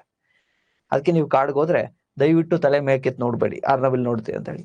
ಎವ್ರಿ 20 to 25 ಮಿನಿಟ್ಸ್ ಒಂದ್ಸತಿ ಆರಿಸೋದ್ರಿಂದ ತಲೆ ಎತ್ತಿದ್ರೆ ನಿಮ್ ಮೇಲೆ ಬೀಳುತ್ತೆ. ಸೊ ಯೂಶಲಿ ನೆಲದಲ್ಲಿ ಎಲ್ಲಿ ಇಕ್ಕಿಗಳಿರ್ತಾವಲ್ಲ ಅಲ್ಲೂ ಹಾರ್ನ್ಬಿಲ್ ಕಂಡು ಬರುತ್ತೆ. ನೆಕ್ಸ್ಟ್ ಕ್ಲೋಸ್ ಆಯ್ತು, ಎಲ್ಲ ಆಹಾರವನ್ನ ತಂದ ನಂತರ ಅರೌಂಡ್ 60 ಡೇಸ್, ಕೆಲವು ಕಡೆ ಹೇಳ್ತಾರೆ 90 ಡೇಸ್, ಇದು ಮೊಟ್ಟೆಗೆ ಕಾವನ್ನ ಕೊಡುತ್ತೆ. ಈ ಗಂಡು ಹಾರ್ನ್ಬಿಲ್ ಏನ್ ಮಾಡುತ್ತೆ, ಹೋಗೋದು ಒಳ್ಳೊಳ್ಳೆ ಚಂದ ಇರೋ ಹಣ್ಣುಗಳನ್ನ ತರೋದು, ತಂದು ಕೊಡೋದು, ಇಷ್ಟೇ ಕೆಲಸ, ಬೇರೆ ಏನು ಇರಲ್ಲ. ಈ 60 ದಿನ ಆದ್ಮೇಲೆ ಮರಿ ಹಾಕುತ್ತಲ್ಲ, ಮರಿ ಹಾಕಿದ ನಂತರನೇ ಈ ಗೂಡನ್ನ ಓಪನ್ ಮಾಡಲ್ಲ. ಯಾಕೆ ಓಪನ್ ಮಾಡಲ್ಲ ಅಂದ್ರೆ, ಆ ಮರಿಗಳಿಗೆ ರೆಕ್ಕೆ ಬರ್ಬೇಕು ಒಂದು, ಮತ್ತೆ ತಾಯಿ ತನ್ನ ರೆಕ್ಕೆಗಳನ್ನ ಕಟ್ ಮಾಡ್ಕೊಂಡಿರುತ್ತಲ್ವಾ, ಅದಕ್ಕೂ ರೆಕ್ಕೆ ಬರ್ಬೇಕಲ್ವಾ. ಸೊ ಮರಿಗಳು ದೊಡ್ಡವಾಗ್ಲಿ, ಸ್ವಲ್ಪ ತಾಯಿಗೂ ಕೂಡ ರೆಕ್ಕೆ ಬರ್ಲಿ ಅಂತ ಹೇಳಿ ಓಪನ್ ಮಾಡಲ್ಲ ಒಂದ್ ಸ್ವಲ್ಪ ದಿನ.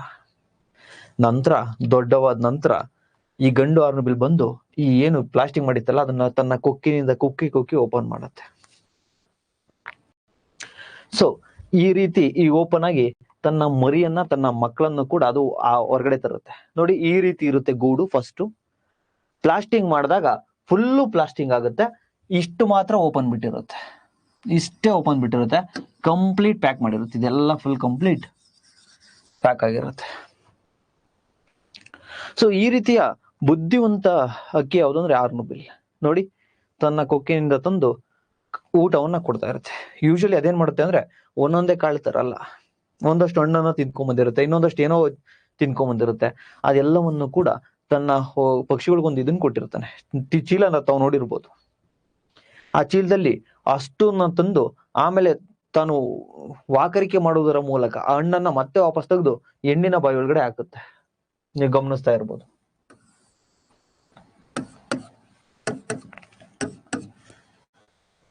ಇದು ಆರ್ಬನ್ ಡೈರೆಕ್ಟ್ ಅಲ್ಲಿಗೆ ಕೊಡಲ್ಲ.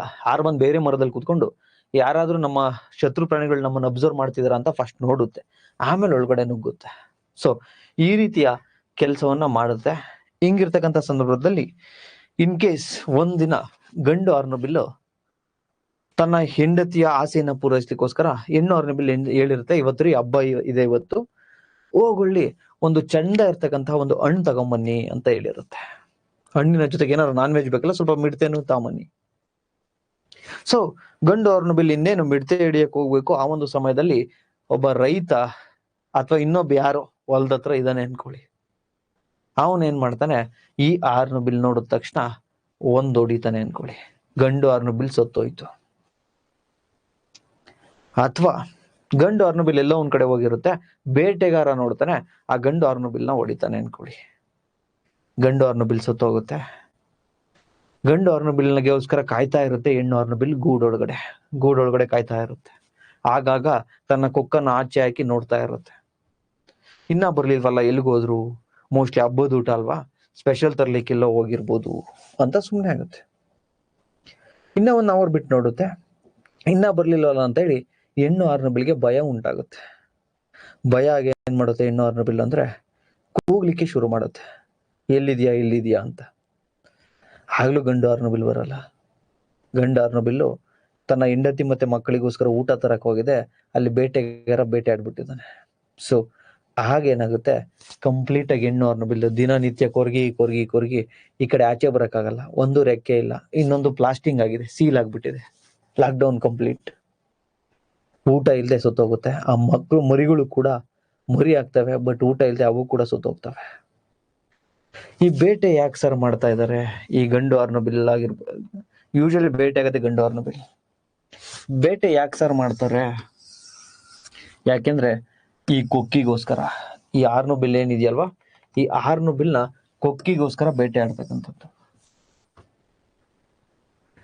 ಈ ಕೊಕ್ಕುಗಳಲ್ಲಿ ಯೂಶಲಿ ತಮಗೆ ಗೊತ್ತಿರ್ಲಿ, ಆನೆ ದಂತಕ್ಕಿಂತನೂ ಕೂಡ ಹೆಚ್ಚು ಬೆಲೆ ಬಾಳುತ್ತೆ. ಅದರಲ್ಲಿ ಕೂಡ ಆಫ್ರಿಕಾದಲ್ಲಿ ಇರ್ತಕ್ಕಂತಹ ಆರ್ನಬಿಲ್ ನ ಒಂದು ಕೊಕ್ಕುಗಳೇನಿದಾವೆ ಅವು ಸ್ವಲ್ಪ ಮೃದುವಾಗಿರ್ತವೆ, ಕೆತ್ತನೆ ಕೆಲ್ಸಕ್ಕೆ ಈಸಿಯಾಗಿ ಬರ್ತವೆ. ಅಂದ್ರೆ ಅವನ್ನ ನೀಟಾಗಿ ಕೆತ್ತಿ ಒಂದು ಅಲಂಕಾರಿಕ ವಸ್ತುವಾಗಿ ಯಾವುದೋ ಮನೆಗೆ ಅಥವಾ ಕಿಟಕಿಗೆ, ತಮ್ಮ ಶೋಕೇಶ್ಗೆ ಆ ಆರ್ನಬಿಲ್ ನ ಮೂತಿಯನ್ನ ಯೂಸ್ ಮಾಡ್ತಾ ಇದ್ದಾರೆ.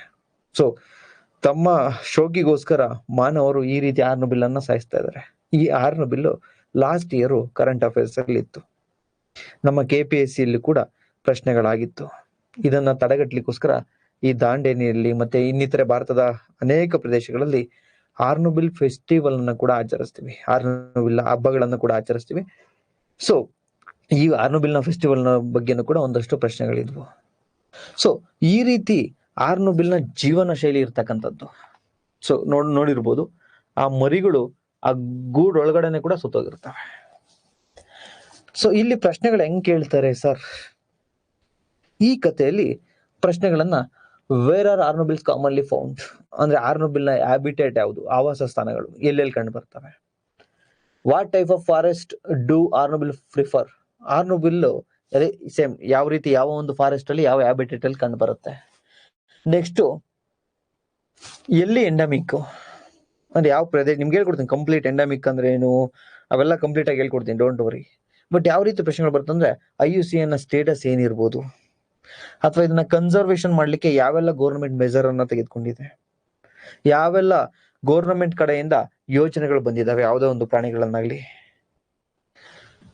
ನೆಕ್ಸ್ಟ್ ಸ್ಪೆಷಲ್ ಕ್ಯಾರೆಕ್ಟರಿಸ್ಟಿಕ್ಸ್ ಏನಾದ್ರು ಇದ್ರೆ ಯಾವುದೇ ಒಂದು ಪಕ್ಷಿದಾಗಿರ್ಬೋದು, ಪ್ರಾಣಿಗಳದಾಗಿರ್ಬೋದು, ಅಥವಾ ಈ ಆರ್ನಬಿಲ್ ನ ಅಕ್ಕಪಕ್ಕ ಇರ್ತಕ್ಕಂಥ ಎನ್ವೈರನ್ಮೆಂಟ್ ಅನ್ನ ಗಮನಿಸಿದ್ವಿ. ಎನ್ವೈರನ್ಮೆಂಟ್ ಅಂದ್ರೆ ಏನು, ಎಕಾಲಜಿ ಅಂದ್ರೆ ಏನು, ಎಕಾಲಜಿಕಲ್ ನೀಶ್ ಅಂದ್ರೆ ಏನು, ಈ ನೆಸ್ಟ್ ಹೇಗಿರುತ್ತೆ, ಎಕೋಟೋನ್ ಅಂದ್ರೆ ಏನು, ಈ ರೀತಿ ಎಕಾಲಜಿಯ ಬೇಸಿಕ್ಸ್ ಕಾನ್ಸೆಪ್ಟ್ ಅನ್ನು ಕೂಡ ಕೇಳ್ತಾ ಹೋಗ್ಬೋದು. ನಿಮ್ಗೆ ಕಂಪ್ಲೀಟ್ ಆಗಿ ಏನೇನ್ ಕೇಳ್ತಾರೆ, ಯಾವ್ಯಾವ ಸಿಲೆಬಸ್ ಇದೆ ಎಲ್ಲವನ್ನು ಕೂಡ ಹೇಳ್ಕೊಡ್ತೀನಿ. ಸೊ ನೋಡಿ, ಈಗ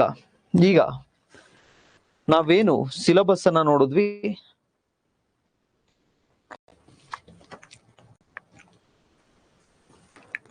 ಈಗ ಟಾಪಿಕ್ ವೈಸ್ ಎಷ್ಟೆಷ್ಟು ಪ್ರಶ್ನೆಗಳನ್ನ ಕೇಳಿದ್ದಾರೆ.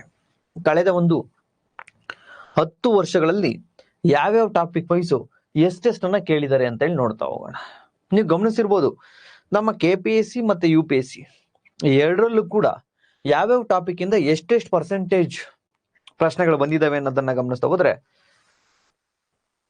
ನಂಬರ್ 1 ಜಾಸ್ತಿ ನಿಮಗೆ ಕಾಣಿಸ್ತಾ ಇರ್ತಕ್ಕಂಥದ್ದು ಯಾವುದು ಅಂದ್ರೆ ಈ ಭಾಗ. ಇಟ್ ಮೀನ್ಸ್ ಬಯೋಡೈವರ್ಸಿಟಿ, ಜೀವ ವೈವಿಧ್ಯ ಚಾಪ್ಟರ್ ಇಂಪಾರ್ಟೆಂಟ್. ಯಾಕೆ ಇಂಪಾರ್ಟೆಂಟ್ ಅಂದ್ರೆ KPSC ಮತ್ತು UPSC ಕಳೆದ 10 ವರ್ಷಗಳಲ್ಲಿ ಶೇಕಡವಾರು ಎನ್ವೈರನ್ಮೆಂಟ್ ಇಂದ ಏನ್ ಪ್ರಶ್ನೆಗಳು ಬಂದಿದಾವಲ್ಲ, ಅದರಲ್ಲಿ 23% ಕೇವಲ ಇದೊಂದು ಚಾಪ್ಟರ್ ಇಂದಾನೆ ಬಂದಿದ್ದಾವೆ. ಈ ಚಾಪ್ಟರ್ ಅಲ್ಲೇ ಬಯೋಡೈವರ್ಸಿಟಿಯ ಬೇಸಿಕ್ಸ್ ಕಾನ್ಸೆಪ್ಟ್ ಪ್ಲಸ್ ಬಯೋಡೈವರ್ಸಿಟಿಯ ಕರೆಂಟ್ ಅಫೇರ್ಸ್ ಕಾನ್ಸೆಪ್ಟ್ಗಳು ಬರ್ತಾ ಹೋಗ್ತವೆ. ಕರೆಂಟ್ ಅಫೇರ್ಸ್ ಯಾವುದು ಸರ್? ಸಿಂಪಲ್, ಯಾವೆಲ್ಲ ಪ್ರೊಟೆಕ್ಟೆಡ್ ಏರಿಯಾಸ್ ಅಂದ್ರೆ ನ್ಯಾಷನಲ್ ಪಾರ್ಕ್, ರಾಷ್ಟ್ರೀಯ ಉದ್ಯಾನವನಗಳಾಗಿರ್ಬೋದು, ರಾಮ್ಸರ್ ಸೈಟ್ಸ್ ಆಗಿರ್ಬೋದು, ವೈಲ್ಡ್ ಲೈಫ್ ಸ್ಯಾಂಚುರೀಸ್ ಆಗಿರ್ಬೋದು, ವನ್ಯಜೀವಿ ಅಭಯಾರಣ್ಯಗಳಾಗಿರ್ಬೋದು, ಕಾಯ್ದಿಟ್ಟ ವನ್ಯಜೀವಿ ಅಭಯಾರಣ್ಯಗಳಾಗಿರ್ಬೋದು. ಸೊ ಯಾವ್ಯಾವ ನ್ಯೂಸ್ ಅಲ್ಲಿ ಇದಾವೆ ಅದು, ಯಾವೆಲ್ಲ ಸ್ಪೀಸೀಸ್ ನ್ಯೂಸ್ ಅಲ್ಲಿ ಇದಾವೆ ಅವು, ಪ್ರಚಲಿತ ವಿದ್ಯಮಾನಗಳಲ್ಲಿರ್ತಕ್ಕಂತಹ ರಾಷ್ಟ್ರೀಯ ಉದ್ಯಾನವನಗಳು, ಪ್ರಚಲಿತ ವಿದ್ಯಮಾನಗಳಲ್ಲಿರ್ತಕ್ಕಂತಹ ಒಂದು ಕಾಯ್ದಿಟ್ಟಿರ್ತಕ್ಕಂತಹ ಅರಣ್ಯದ ಭಾಗಗಳು, ಸಂರಕ್ಷಿತ ಪ್ರದೇಶಗಳೇನಿದಾವೆ ಆ ಒಂದು ಸಂರಕ್ಷಿತ ಪ್ರದೇಶಗಳಿಂದ ಪ್ರಶ್ನೆಗಳು ಬರ್ತಾ ಇರ್ತಕ್ಕಂಥದ್ದು. ಬಯೋಡೈವರ್ಸಿಟಿ ನೋಡಿ, ಆ ಪ್ರೊಟೆಕ್ಟೆಡ್ ಏರಿಯಾಸ್ ಇಂದಾನೆ 6%. ಅಲ್ಲಿಗೆ ಬಯೋಡೈವರ್ಸಿಟಿ ಮತ್ತೆ ಕರೆಂಟ್ ಅಫೇರ್ಸ್, ಅದು ಕರೆಂಟ್ ಅಫೇರ್ಸ್ ಎರಡರಿಂದ ಸೇರಿ ಅರೌಂಡ್ 30% ಪ್ರಶ್ನೆ ಕೇವಲ ಇದೊಂದು ಚಾಪ್ಟರ್ ಇಂದಾನೆ. ಬಯೋಡೈವರ್ಸಿಟಿ ಮತ್ತೆ ಪ್ರೊಟೆಕ್ಟೆಡ್ ಏರಿಯಾಸ್, ಸಂರಕ್ಷಿತ ಪ್ರದೇಶಗಳು. ನಾನು ಹೇಳಿದ್ನಲ್ಲ, national park, wild life centuries, elephant reserves ಆಗಿರ್ಬೋದು, ಟೈಗರ್ ರಿಸರ್ವ್ಸ್ ಆಗಿರ್ಬೋದು, ಅದರಿಂದ. ಸೊ 30% ಇವೆರಡರಿಂದನೇ ಬರ್ತವೆ. 1 ನೆಕ್ಸ್ಟ್ ಅದನ್ನ ಹೊರತುಪಡಿಸಿದ್ರೆ ಕನ್ವೆನ್ಷನ್ಸ್, ಲಾಸ್ ಅಂಡ್ ಪಾಲಿಸೀಸ್. ಇತ್ತೀಚೆಗೆ ಏನಾದ್ರು ಎನ್ವೈರನ್ಮೆಂಟ್ ರಿಲೇಟೆಡ್ ಯಾವ್ದಾದ್ರು ಸಮ್ಮೇಳನಗಳು ಅಥವಾ ಎನ್ವೈರನ್ಮೆಂಟ್ ರಿಲೇಟೆಡ್ ಯಾವ್ದಾದ್ರು ಒಂದು ಲಾ ಅನ್ನ ನಮ್ಮ ರಾಜ್ಯ ಸರ್ಕಾರ ಅಥವಾ ಕೇಂದ್ರ ಸರ್ಕಾರ ಜಾರಿಗೆ ತಂದಿದೆಯಾ, ಆ related around loss and policies and conventions and organisations.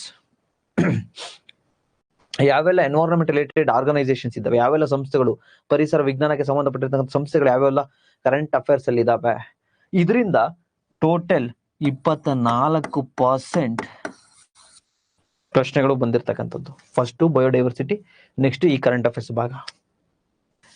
ಅದನ್ನ ಹೊರತುಪಡಿಸಿದ್ರೆ ನೀವು ನೋಡ್ತಾ ಇರ್ಬೋದು, ಅಗ್ರಿಕಲ್ಚರ್ 10% ಕ್ವಶನ್ ಬಂದಿದ್ದಾವೆ.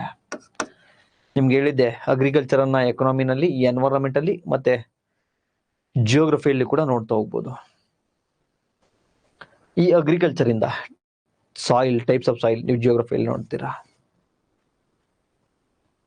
ಮತ್ತೆ ಅಗ್ರಿಕಲ್ಚರ್ ರಿಲೇಟೆಡ್ ಯಾವ್ದಾದ್ರು ಈ ವರ್ಷ ಎಕನಾಮಿಕ್ ಸರ್ವೆಲಿ ಎಕ್ಸ್ಪೋರ್ಟ್ ಇಂಪೋರ್ಟ್ ಆಗಿದೆಯಾ, ಯಾವ್ದಾದ್ರು ವಸ್ತು, ಯಾವ್ದಾದ್ರು ಅಕ್ಕಿ, ರಾಗಿ, ಭತ್ತ, ಗೋಧಿ, ಯಾವ್ದಾದ್ರು ಇಲ್ಲ ಕಾಳುಗಳು ಏನಾದ್ರು ಆಗಿದೆಯಾ, ನಮ್ಮ ಎಕ್ಸ್ಪೋರ್ಟ್ ಇಂಪೋರ್ಟ್ ಅಲ್ಲಿ ಜಾಸ್ತಿ ಆಗಿದೆಯಾ, ಅದು ಎಕನಾಮಿನಲ್ಲಿ ನೋಡ್ತೀವಿ, ಎಕನಾಮಿಕ್ ಸರ್ವೆಯಲ್ಲಿ.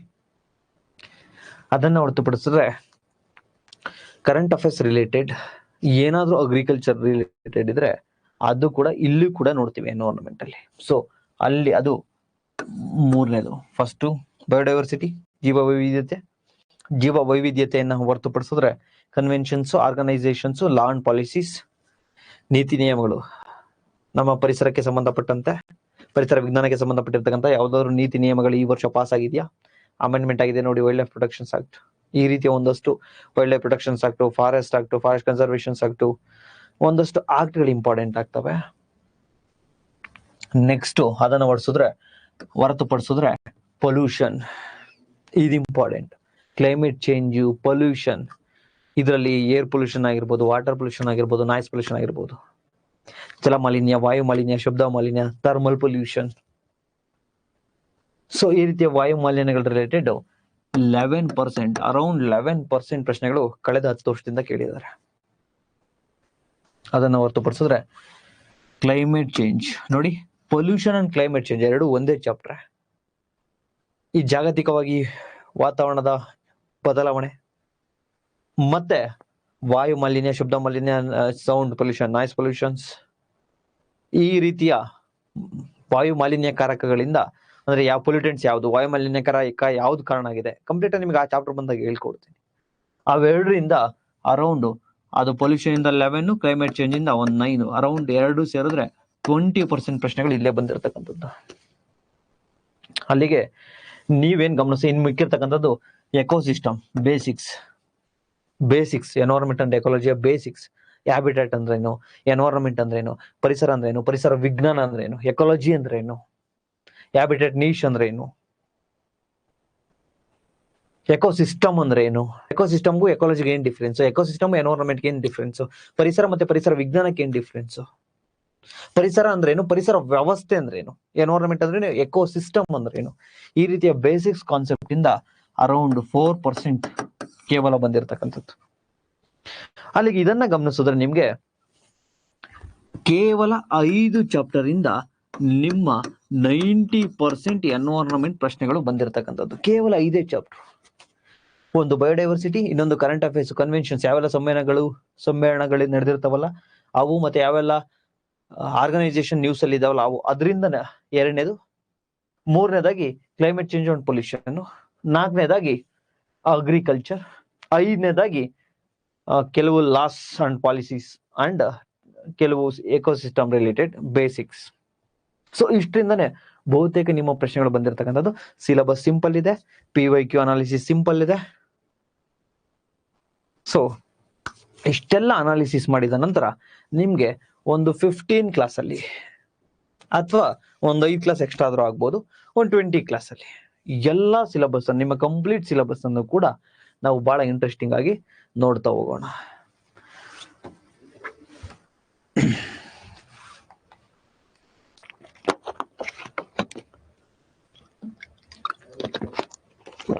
ಒಬ್ರು ಪ್ರಶ್ನೆಯನ್ನು ಕೇಳ್ತಿದ್ರೆ, ಸರ್ ಎಕೋಸಿಸ್ಟಮ್ ಅಲ್ಲಿ ಡೆಪ್ತ್ ಬಂದಿದೆ ಸರ್ ಕ್ವಶನ್ಸ್ ಗ್ರೂಪ್ ಬಿ ಅಲ್ಲಿ. ಓಕೆ, ಖಂಡಿತ ಎಲ್ಲವನ್ನು ಮಾಡೋಣ. ನಿಮ್ಗೆ 1-2 ಕ್ವಶನ್ ಹಂಗ್ ಬಂದಿರುತ್ತಲ್ವಾ, ಹಂಗ್ ಬಂದಿದೆ ಅಂತೇಳಿ ಸರ್ ನಾನು ಬಯಾಲಜಿ ಓದ್ಕೊಂಡ್ ಬರ್ತೀನಿ ಸರ್, ಯಾವ್ದಾದ್ರು ಒಂದು ದೊಡ್ಡ ಬುಕ್ಸ್ ಅನ್ನ ತೆಗೆದುಕೊಂಡು ಓದ್ತೀನಿ ಸರ್, ನೋ, ಇದು ಬ್ಯಾಡ್ ಸ್ಟ್ರಾಟಜಿ. ಯಾವುದೇ ಎಕ್ಸಾಮ್ ಅಲ್ಲಿ 1-2 ಪ್ರಶ್ನೆ ಹಂಗ್ ಬಂದಿದೆ ಅಂತ ಮಾತ್ರ ನಮ್ಮ ಸೋರ್ಸ್ ಅನ್ನ ನಾವು ಚೇಂಜ್ ಮಾಡ್ತೀವಲ್ಲ, ಅದು ಬ್ಯಾಡ್ ಸ್ಟ್ರಾಟಜಿ. ಅದ್ರ ಬಗ್ಗೆ ಮಾತಾಡ್ತೀನಿ ನಾನು. ನೆಕ್ಸ್ಟ್, ಸರ್ ಇಷ್ಟೆಲ್ಲ ಹೇಳಿದ್ರಲ್ವಾ ಸರ್, ಮತ್ತೆ ನಮ್ಮ ಅಪ್ರೋಚಸ್ ಹೇಗಿರ್ಬೇಕು ಸರ್ ಎನ್ವೈರನ್ಮೆಂಟ್ ರಿಲೇಟೆಡ್? ನಿಮ್ಮ ಅಪ್ರೋಚಸ್ ಹೇಗಿರ್ಬೇಕು ಅಂದ್ರೆ, ನಿಮ್ಮ ಅಪ್ರೋಚಸ್ ಸಿಂಪಲ್ ಆಗಿರ್ಬೇಕು. ಒಂದು ಬೇಸಿಕ್ಸ್ ಮೀನ್ಸ್, ಬೇಸಿಕ್ಸ್ ಅಂದ್ರೆ ತಪ್ಪು ತಿಳುವಳಿಕೆ ಇದೆ ವಿದ್ಯಾರ್ಥಿಗಳಲ್ಲಿ, ಯಾವುದೋ ಒಂದು 10th ಅಥವಾ 8th 9th ಬುಕ್ಸ್ ಓದೋದು. No, that is not basics. Basics ಅಂದ್ರೆ ಸ್ಟಾರ್ಟಿಂಗ್ ಸಿಲೆಬಸ್ ಏನಿರುತ್ತಲ್ವಾ ಅದು, ನಥಿಂಗ್ ಬಟ್ ಆಥರ್ ಬುಕ್ ಇರುತ್ತಲ್ಲ ಅದು, ಒಂದು ಕಂಪ್ಲೀಟ್ ಆಗಿರ್ತಕ್ಕಂಥ ಒಂದು ಆಥರ್ ಬುಕ್ಸ್.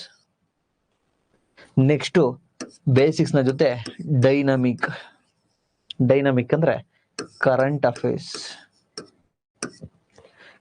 ಅಲ್ಲೂ ಎಲ್ಲಾನು ಓದ್ಬೇಕಾ ಸರ್? ನೋ. ಮತ್ತೇನ್ ಓದ್ಬೇಕು ಸರ್? UPSC ಸೋರ್ಸ್ ಹೇಳ್ಕೊಡ್ತೀನಿ. ಸೋರ್ಸ್ ಹೇಳ್ಬೇಕಾದ್ರೆ ನಿಮ್ಗೆ ಇದನ್ನ ಹೇಳ್ಕೊಡ್ತೀನಿ. ಮತ್ತೆ ಕ್ಲಾಸ್ ನಡೀತಾ ಇರುತ್ತಲ್ಲ, ಆಯಾ ಕ್ಲಾಸ್ ಅಲ್ಲಿ ಇದ್ರ ರಿಲೇಟೆಡ್ ಕರೆಂಟ್ ಅಫೇರ್ಸ್ ಏನ್ ಓದ್ಬೇಕು ಅದನ್ನ ನಾನು ಹೇಳ್ಕೊಡ್ತೀನಿ. ಓಕೆನಾ? ಸುಮ್ನೆ ಬ್ಲೈಂಡ್ ಆಗಿ ಯಾವುದೇ ಸಬ್ಜೆಕ್ಟ್ ಅನ್ನಾಗ್ಲಿ ನಾವು ಓದ್ಬಾರ್ದು. ಒಂದು, ನಮಗೆ ಆ ಒಂದು ಕಾನ್ಸೆಪ್ಟ್ ನ ಕ್ಲಾರಿಟಿ ಇರಬೇಕು. ಎರಡನೇದು ಸಿಲೆಬಸ್ ಅನ್ನ 100% ಕವರ್ ಮಾಡಬೇಕು. 100% ಆಗಲ್ಲ, ಅಟ್ಲೀಸ್ಟ್ 90% ಕವರ್ ಮಾಡಬೇಕು. ಯಾವುದೇ ಒಬ್ಬ ಟೀಚರು, ಯಾವುದೇ ಒಬ್ಬ ಲೇಖಕ, ಯಾವುದೇ ಒಬ್ಬ ಸ್ಟೂಡೆಂಟ್ ನಾನು 100% ಕವರ್ ಮಾಡಿದ್ದೀನಿ ಅಂದ್ರೆ ಸುಳ್ಳು ಹೇಳ್ತಾವನೆ ಅಂತ ಅರ್ಥ ಅಷ್ಟೇ. 100% ಆಗಲ್ಲ, ಅರೌಂಡ್ 90% ಆದ್ರೂ ಎಲ್ಲ ಸಿಲೆಬಸ್ ಅನ್ನು ನೀವು ಕವರ್ ಮಾಡಬೇಕು. ಮತ್ತೆ ಸಿಂಪಲ್ ಸ್ಟ್ರಾಟಜಿ ಏನಂದ್ರೆ, ನಮ್ಮ ಸ್ಟೂಡೆಂಟ್ಸ್ ನನಗೆ ಮೆಸೇಜ್ ಆಗ್ತಿರ್ತಾರೆ, ಕಾಲ್ ಮಾಡ್ತಿರ್ತಾರೆ, ಕೇಳ್ತಾ ಇರ್ತಾರೆ, ಸರ್ ಎಕನಾಮಿ ನೀವೇ 7-8 ಬುಕ್ಸ್ ಅನ್ನ ಓದಿ ರೆಡಿ ಮಾಡಿದ್ದೀರಾ ಸರ್, ನಿಮ್ಮ ನೋಟ್ಸ್ ಮತ್ತೆ ನಿಮ್ ಕ್ಲಾಸ್ ಸಾಕಾಗುತ್ತಲ್ವಾ ಸರ್? ಮೈ ಡಿಯರ್, ನಾನು 8 ಬುಕ್ ಅನ್ನ ಓದಿದ್ರೆ 8 ಬುಕ್ ಅಲ್ಲಿ ಇರ್ತಕ್ಕಂಥದ್ದನ್ನ ನಿಮಗೆ ಹೇಳಿರಲ್ಲ. 8 ಬುಕ್ ಅನ್ನ ನಾನು ಓದಿದ್ದೀನಿ ಅಂದ್ರೆ ಆ ಜ್ಞಾನ ನನಗ್ ಬಂದಿರುತ್ತೆ. ಸೊ ತಮ್ಮ ಸ್ಟ್ರಾಟಜಿ ಯಾವತ್ತೂ ಕೂಡ ಒಂದು ಒಳ್ಳೆ ಕ್ಲಾಸ್, ಯಾರಾದ್ರೂ ಬೇರೆ ನನ್ಗಿಂತ ಚೆನ್ನಾಗಿ ಮಾಡ್ತಾವ್ರ, ಇಟ್ಸ್ ಓಕೆ, ಅಲ್ಲೇ ತಗೊಳ್ಳಿ. ಯಾವ್ದಾದ್ರು ಒಂದು ಒಳ್ಳೆ ಕ್ಲಾಸು, ಒಂದು ಒಳ್ಳೆ ಕ್ಲಾಸ್ ಅಲ್ಲಿ ಏನ್ ಹೇಳ್ತಾರ ಅದೊಂದು ಒಳ್ಳೆ ಕ್ಲಾಸ್ ನೋಟ್ಸ್ ಜೊತೆಗೆ ಒಂದು ಒಳ್ಳೆ ಆಥರ್ ಬುಕ್. ಪ್ರತಿ ಸಬ್ಜೆಕ್ಟ್ ಕೂಡ ಒನ್ ಆಥರ್ ಬುಕ್, ಒಂದೊಳ್ಳೆ ಕ್ಲಾಸು, ಒಂದೊಳ್ಳೆ ಕ್ಲಾಸ್ ನೋಟ್ಸ್, ಇಷ್ಟನ್ನ ಮೇಂಟೈನ್ ಮಾಡ್ಬೇಕಾಗತ್ತೆ. ಸೊ ಸರ್, ಇನ್ನೂ ಒಂದು ಕ್ವಶನ್ ಇದೆ ಸ್ಟೂಡೆಂಟ್ಸ್ ಅಲ್ಲಿ. ಸರ್, ಎನ್ವೈರನ್ಮೆಂಟ್ ಅಂಡ್ ಎಕಾಲಜಿ ಮತ್ತೆ ಸೈನ್ಸ್ ಅಂಡ್ ಟೆಕ್ ಬಹಳ ಕರೆಂಟ್ ಅಫೇರ್ಸ್ ಇಂದ ಬರ್ತದಲ್ವಾ ಸರ್? ನಾನು ಏನು ಬೇಸಿಕ್ಸ್ ಓದಲ್ಲ ಸರ್, ಕರೆಂಟ್ ಅಫೇರ್ಸ್ಗೆ ಡೈರೆಕ್ಟ್ ಆಗಿ ಹೋಗ್ತೀನಿ ಸರ್. ಇದು ನಾನು ಪ್ರಿಪರೇಷನ್ ಮಾಡ್ತಾ ಇರ್ತಕ್ಕಂಥ ಟೈಮಲ್ಲಿ ನನಗೂ ಇದೇ ಇದ್ದಿದ್ದು. Environment and ecology and science and tech ಎಲ್ಲರೂ ಹೇಳ್ತಾರೆ ಕರೆಂಟ್ ಅಫೇರ್ಸ್ ಬೇಸ್ಡ್. ನಾನು ಡೈರೆಕ್ಟ್ PT 365 ಓದ್ಬಿಡ್ತೀನಿ. ಈ ಒಂದು ಉಂಬತನದಲ್ಲಿ ನಾನು ಇದ್ದಿತ್ತು. ನೋ ಮೈ ಡಿಯರ್ಸ್, ತಮಗೆ ಬೇಸಿಕ್ಸ್ ಸ್ಟಾಟಿಕ್ ಅರ್ಥ ಆಗದೆ ಯಾವುದೇ ಕಾರಣಕ್ಕೂ ಕರೆಂಟ್ ಅಫೇರ್ಸ್ ಅರ್ಥ ಆಗಲ್ಲ. ಗಟ್ಟೊಡಿಬೇಕಾಗುತ್ತೆ, ಬಹೆಟ್ ಮಾಡ್ಬೇಕಾಗುತ್ತೆ. ನಾನು ಕಂಠಪಟ್ಟ ಮಾಡಿ ಅಂತಕ್ಕಂತಹ ಹೇಳ್ತಕ್ಕಂಥ ಟೀಚರ್ ನಾನಲ್ಲ. ನಿಮಗೆ ಯಾವತ್ತೂ ಕೂಡ ಕಾನ್ಸೆಪ್ಚುಯಲ್ ಆಗಿ ನೀವು ಅಂಡರ್ಸ್ಟ್ಯಾಂಡಿಂಗ್ ಆಗಿರ್ಬೇಕು. ಕಾನ್ಸೆಪ್ಟ್ ಅರ್ಥ ಆದ ನಂತರ ಕರೆಂಟ್ ಅಫೇರ್ಸ್ ತುಂಬಾ ಈಸಿ ಆಗುತ್ತೆ. ಸರ್, ಮತ್ತೆ ಸೋರ್ಸ್ ಏನ್ ಸರ್? ಸೋರ್ಸ್ ಯಾವ್ದನ್ನ ರೆಫರ್ ಮಾಡ್ಬೇಕು ನಾವು ಅಂದ್ರೆ, ಇಂಗ್ಲಿಷ್ ಮೀಡಿಯಂ ಅವರು ಫಸ್ಟ್ 12th ಸ್ಟ್ಯಾಂಡರ್ಡ್ ಒಂದು ಬಯೋಲಜಿ NCERT ಇದೆ. 12th ಸ್ಟ್ಯಾಂಡರ್ಡ್ ಬಯೋಲಜಿ NCERT ಅದನ್ನ ಓದ್ಲೇಬೇಕು. ಅದ್ರ ಜೊತೆಗೆ ಒಂದು ಆಥರ್ ಬುಕ್ಸ್ ಬೇಕಾಗುತ್ತೆ. PMF IAS ಇದಾದ್ರೂ ಓಕೆ, ಶಂಕರ್ IAS ಬುಕ್ ಆದ್ರೂ ಓಕೆ. ಎರಡರಲ್ಲಿ ಯಾವ್ದಾದ್ರು ತೆಗೆದುಕೊಳ್ಳಿ. ಯೂಶಲಿ ನಿಮ್ಮ ಕ್ಲಾಸ್ಗೆ ನಾನು ಯಾವ್ದನ್ನ ರೆಫರ್ ಮಾಡಿ ನಿಮಗೆ ಕ್ಲಾಸ್ ಅನ್ನ ಮಾಡ್ತಾ ಇದ್ದೆ ಅಂದ್ರೆ, ನಾನು ಹಳೆ ಬೇಚ್ಗೂ ಕೂಡ ಅಷ್ಟೇ. ಒಬ್ರು IIT ಮ್ಯಾಮ್ ಇದ್ದಾರೆ. ಆ IIT ಮ್ಯಾಮ್ ನೋಟ್ಸ್ ಒಂದು, ನಂದೊಂದು ನೋಟ್ಸ್ ಇದೆ, 2 notes plus Shankar IAS plus PMF IAS ಇಷ್ಟನ್ನ ರೆಫರ್ ಮಾಡಿ ಇದ್ರಲ್ಲಿರ್ತಕ್ಕಂಥದ್ದು ಈಸಿಯೆಸ್ಟ್ ವೇ ಅಲ್ಲಿ ನಿಮ್ಗೆ ಹೆಂಗೆ ಹೇಳ್ಕೊಡ್ಲಿಕ್ಕೆ ಸಾಧ್ಯನೋ ಅಷ್ಟು ಈಸಿಯೆಸ್ಟ್ ವೇ ಅಲ್ಲಿ ನಾನು ನಿಮ್ಗೆ ಹೇಳ್ಕೊಡ್ತೀನಿ. ಬಿಡಿ ಸರ್, ಮತ್ತೆ ನೀವೇ 4 ಕವರ್ ಮಾಡಿದಾರ, 4ರಿಂದ 5 ಬುಕ್ ನಾವೇ ಕವರ್ ಮಾಡ್ಲಿ ಸರ್? ನೋ, ನೀವು ಮಾಡ್ಲೇಬೇಕು. 12th standard biology, PMF IAS ಅಥವಾ ಶಂಕರ್ IAS ಎರಡರಲ್ಲಿ ಒಂದು ಬುಕ್. ಎರಡರಲ್ಲಿ ಯಾವ್ದು ತೆಗೆದುಕೊಳ್ಳಿ ಸರ್ ಗೊತ್ತಾಗ್ತಿಲ್ಲ. 2 ತುಂಬಾ ಚೆನ್ನಾಗಿದಾವೆ. ಇದನ್ನೇ ತೆಗೆದುಕೊಳ್ಳಿ, PMF IAS ತೆಗೆದುಕೊಳ್ಳಿ. ರೀಸೆಂಟ್ ಆಗಿ ಅಪ್ಡೇಟ್ ಆಗಿದೆ. ಸೊ ಇದನ್ನೇ ಓದಿ. ಯಾವ್ದ್ರಲ್ಲಿ ಓದಿದ್ರು ಸೇಮ್ ಒಂದೇ. ಅದ್ರ ಜೊತೆಗೆ ಅಲ್ಲಿಗೆ ನಿಮಗೆ ಬೇಸಿಕ್ಸ್ ಆಯ್ತು ಬಯಾಲಜಿ ಬುಕ್ ಮತ್ತೆ ಈ ಒಂದು ಆಥರ್ ಬುಕ್ ಇಂದ. Next current affairs PT 365 English medium ಅವ್ರಿಗೆ ನಮ್ಮ ವಿಷನ್ IAS ಅವರು ತುಂಬಾ ಚೆನ್ನಾಗಿ ಮಾಡಿದ್ದಾರೆ. PT 365 ಬಿಡ್ತಾರೆ. ಆ PT 365 ಅನ್ನ ಓದಿ. ಇಷ್ಟು ನಿಮ್ಗೆ ಇಂಗ್ಲಿಷ್ ಮೀಡಿಯಂ ಅವ್ರಿಗೆ ಸಾಕು. ಕನ್ನಡ ಮೀಡಿಯಂ ಸ್ಟೂಡೆಂಟ್ಸ್ ಏನ್ ಸರ್ ಮಾಡಬೇಕು? ಏನು ಇಲ್ಲ, ಸಿಂಪಲ್. ಎನ್ವೈರನ್ಮೆಂಟ್ ಅಂಡ್ ಎಕಾಲಜಿ ಈ 12th standard biology books translation ಎಲ್ಲಾದ್ರೂ ಸಿಕ್ಕಿದ್ರೆ ಅದನ್ನ ತೆಗೆದುಕೊಳ್ಳಿ. ಆಗ್ಲಿಲ್ವಾ, ಭೈರಪ್ಪ ಸರ್ 1 ಬುಕ್ ಅಥವಾ ವಿನೋದ್ ಕುಮಾರ್ ಚೌಹಾಣ್ ಇದು ಎರಡರಲ್ಲಿ ಒಂದು ಪುಸ್ತಕವನ್ನ ತೆಗೆದುಕೊಳ್ಳಿ. ಫಸ್ಟ್ ಟೈಮ್ಗೆ ಯಾವ್ದು ಬುಕ್ನು ಅರ್ಥ ಆಗಲ್ಲ. ಇಂಗ್ಲಿಷ್ ಮೀಡಿಯಂ ಅವ್ರಿಗೂ ಅರ್ಥ ಆಗಲ್ಲ, ಕನ್ನಡ ಮೀಡಿಯಂ ಅವ್ರಿಗೂ ಕೂಡ ಅರ್ಥ ಆಗಲ್ಲ. ಮತ್ತೇನ್ ಸರ್ ಮಾಡಬೇಕು? ಸಿಂಪಲ್. ನಾನು ನಿಮಗೆ ಕ್ಲಾಸ್ ಮಾಡ್ಕೊಡ್ತಾ ಇದ್ದೀನಲ್ವಾ, ಪ್ರೇಮ್ಸ್ ಕ್ಲಾಸಸ್. ಈ ಪ್ರೇಮ್ಸ್ ಕ್ಲಾಸಸ್ಗೆ ಜಾಯ್ನ್ ಆಗಿ ಕೇವಲ 499 ರೂಪಾಯಿಗೆ ಇವತ್ತೊಂದು ಬುಕ್ ಬರಲ್ಲ. ಎಲ್ಲಾದ್ರೂ ಆಚೆ ಹೋದ್ರೆ ಒಂದು ಬಿರಿಯಾನಿ ತಿಂದು ಖಾಲಿ ಮಾಡ್ತೀರಾ. ಇಷ್ಟಕ್ಕೆ ನಿಮ್ಗೆ ಇಷ್ಟು ಕಂಟೆಂಟು ಪ್ಲಸ್ PDF ನೋಟ್ಸ್ ಇಷ್ಟನ್ನ ನಾನು ಪ್ರೊವೈಡ್ ಮಾಡ್ತೀನಿ. ಸರ್, ನಿಮ್ ನೋಟ್ಸ್ ಹೆಂಗಿರುತ್ತೆ ಸರ್? ನನ್ನ ನೋಟ್ಸು ಎಕನಾಮಿ ಆಗಿರ್ಬೋದು, ಎನ್ವೈರನ್ಮೆಂಟ್ ಆಗಿರ್ಬೋದು, ಬೇರೆ ಯಾವುದೇ ಆಗ್ಲಿ, ನನ್ನ ನೋಟ್ಸ್ ಅನ್ನ ಅಷ್ಟೇ ತೆಗೆದುಕೊಂಡು ಓದ್ತೀವಿ ಅಂದ್ರೆ ಅರ್ಥ ಆಗಲ್ಲ. ನನ್ನ ಕ್ಲಾಸ್ ಅನ್ನ ನೋಡಿದ ನಂತರ ನೋಟ್ಸ್ ಅನ್ನ ಓದಿದ್ರೆ ಅರ್ಥ ಆಗುತ್ತೆ. ಸೊ ನನ್ನ ನೋಟ್ಸು ಕನ್ನಡ ಅಂಡ್ ಇಂಗ್ಲಿಷ್ ಎರಡರಲ್ಲೂ ಕೂಡ ಇರುತ್ತೆ. ಸೊ ಇಷ್ಟು ನೀವು ಸೋರ್ಸ್ ಅನ್ನ ರೆಫರ್ ಮಾಡಬೇಕು.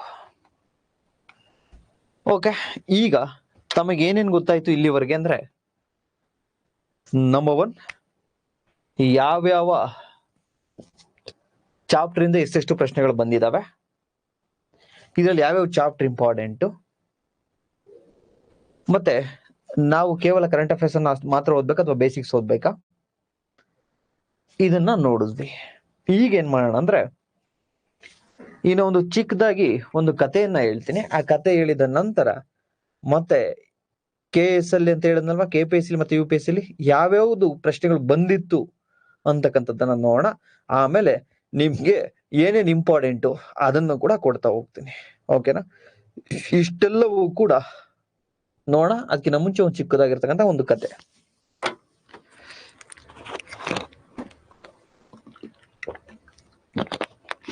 ಕಿರಣ್ ಅವರು 12th ಬಯಾಲಜಿ ಕನ್ನಡದಲ್ಲಿ ಇದೆಯಾ ಸರ್? ನನಗೆ ಕಳಿಸಿ ಸರ್, ನಮ್ಮ ಸ್ಟೂಡೆಂಟ್ಸ್ಗೆ ಕಳಿಸ್ತೀನಿ.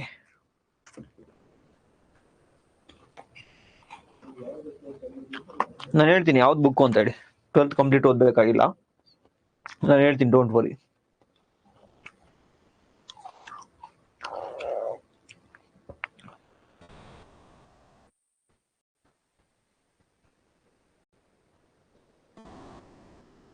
ಓಕೆ, ನೆಕ್ಸ್ಟ್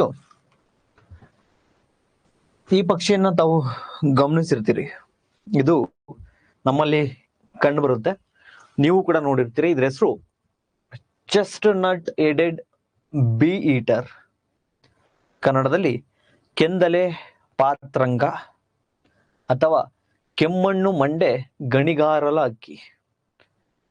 ಇದನ್ನ ಬಿ ಈಟರ್ ಅಂತಾನು ಕೂಡ ಕರಿತಾ ಹೋಗ್ತೀವಿ. ಬಿ ಈಟರ್ ಅಲ್ಲಿ ಅನೇಕ ಪಕ್ಷಿಗಳು ಇದಾವೆ. ಅಂದ್ರೆ ಬಿ ಈಟರ್ ಅಂದ್ರೆ ನೊಣವನ್ನ ತಿಂತಕ್ಕಂಥದ್ದು. ಸೊ ಅನೇಕ ವಿಧಗಳಿದಾವೆ. ಅದರಲ್ಲಿ ಒಂದು ವಿಧ ಯಾವ್ದಂದ್ರೆ ಕೆಮ್ಮಣ್ಣು ಮಂಡೆ ಗಣಿಗಾರಲ ಹಕ್ಕಿ. ಕೆಮ್ಮಣ್ಣು ಮಂಡೆ ಗಣಿಗಾರಲ ಹಕ್ಕಿ ಅಂತಾನೆ ಇದಕ್ಕೆ ಯಾಕೆ ಕರೀತಾರೆ ಸರ್ ಅಂದ್ರೆ, ಅದರ ತಲೆಯನ್ನ ನೋಡ್ತಾ ಇರ್ಬೋದು. ಮಂಡೆ ಅಂದ್ರೆ ತಲೆಯಲ್ಲಿ ಒಂದು ಆರೆಂಜ್ ಮತ್ತೆ ಕೆಂಪು ಮಿಶ್ರಿತ ಕಲರ್ ಇದೆ ನೋಡಿ. ಅದರಿಂದ ಇದನ್ನ ಕೆಮ್ಮಣ್ಣು ಮಂಡೆ ಗಣಿಗಾರಲ ಹಕ್ಕಿ ಅಂತೇಳಿ ಕರಿತಾ ಹೋಗ್ತೀವಿ. ಸೊ ಇದರ ವಿಶೇಷತೆ ಏನ್ ಸರ್ ಅಂದ್ರೆ, ಇದು ವಿಶೇಷತೆ ಬಹಳ ಚೆನ್ನಾಗಿದೆ. ಇದು ಏನಿದೆ, ಇದು ಕೂಡ ಪ್ರೌಢಾವಸ್ಥೆಗೆ ಬಂದ ನಂತರ ಇದು ಕೂಡ ಲವ್ ಮಾಡ್ಲಿಕ್ಕೆ ಹೋಗುತ್ತೆ. ಯಾವ್ದೊಂದು ಹೆಣ್ಣು ಪಕ್ಷಿನ ಬಾ ಲವ್ ಮಾಡೋಣ, ಮದ್ವೆ ಆಗೋಣ, ಸಂಸಾರ ಮಾಡೋಣ ಅಂತ ಕೇಳುತ್ತೆ.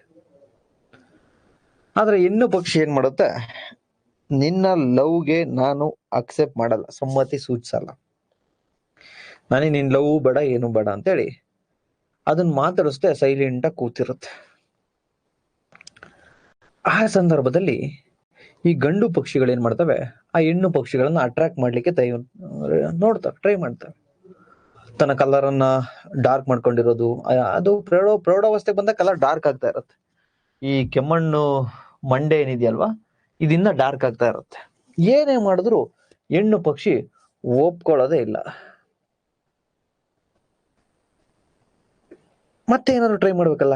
ನಮ್ಮ ಜೀವ ವಿಕಾಸದಲ್ಲಿ ಪ್ರತಿಯೊಂದು ಪ್ರಾಣಿನೂ ಪ್ರತಿಯೊಂದು ಪಕ್ಷಿನೂ ಕೂಡ ಏನಾದ್ರು ಟ್ರೈ ಮಾಡ್ತಾ ಇರ್ತವೆ. ಇವಾಗ ನಾವು ಮಾಡಲ್ವೇ, ನಾವೇನಾದ್ರೂ ಒಂದು ಹೆಣ್ಣನ್ನ ಉಳಿಸ್ಕೋಬೇಕು ಅಂದ್ರೆ ಜಿಮ್ಗೆ ಹೋಗೋದು, ಇಲ್ಲ ಯಾವ್ದೋ ಬ್ಯೂಟಿ ಪಾರ್ಲರ್ಗೆ ಹೋಗೋದಾಗಿರ್ಬೋದು, ಅಥವಾ ಏನೇನೋ ಮಾಡ್ತೀವಿ.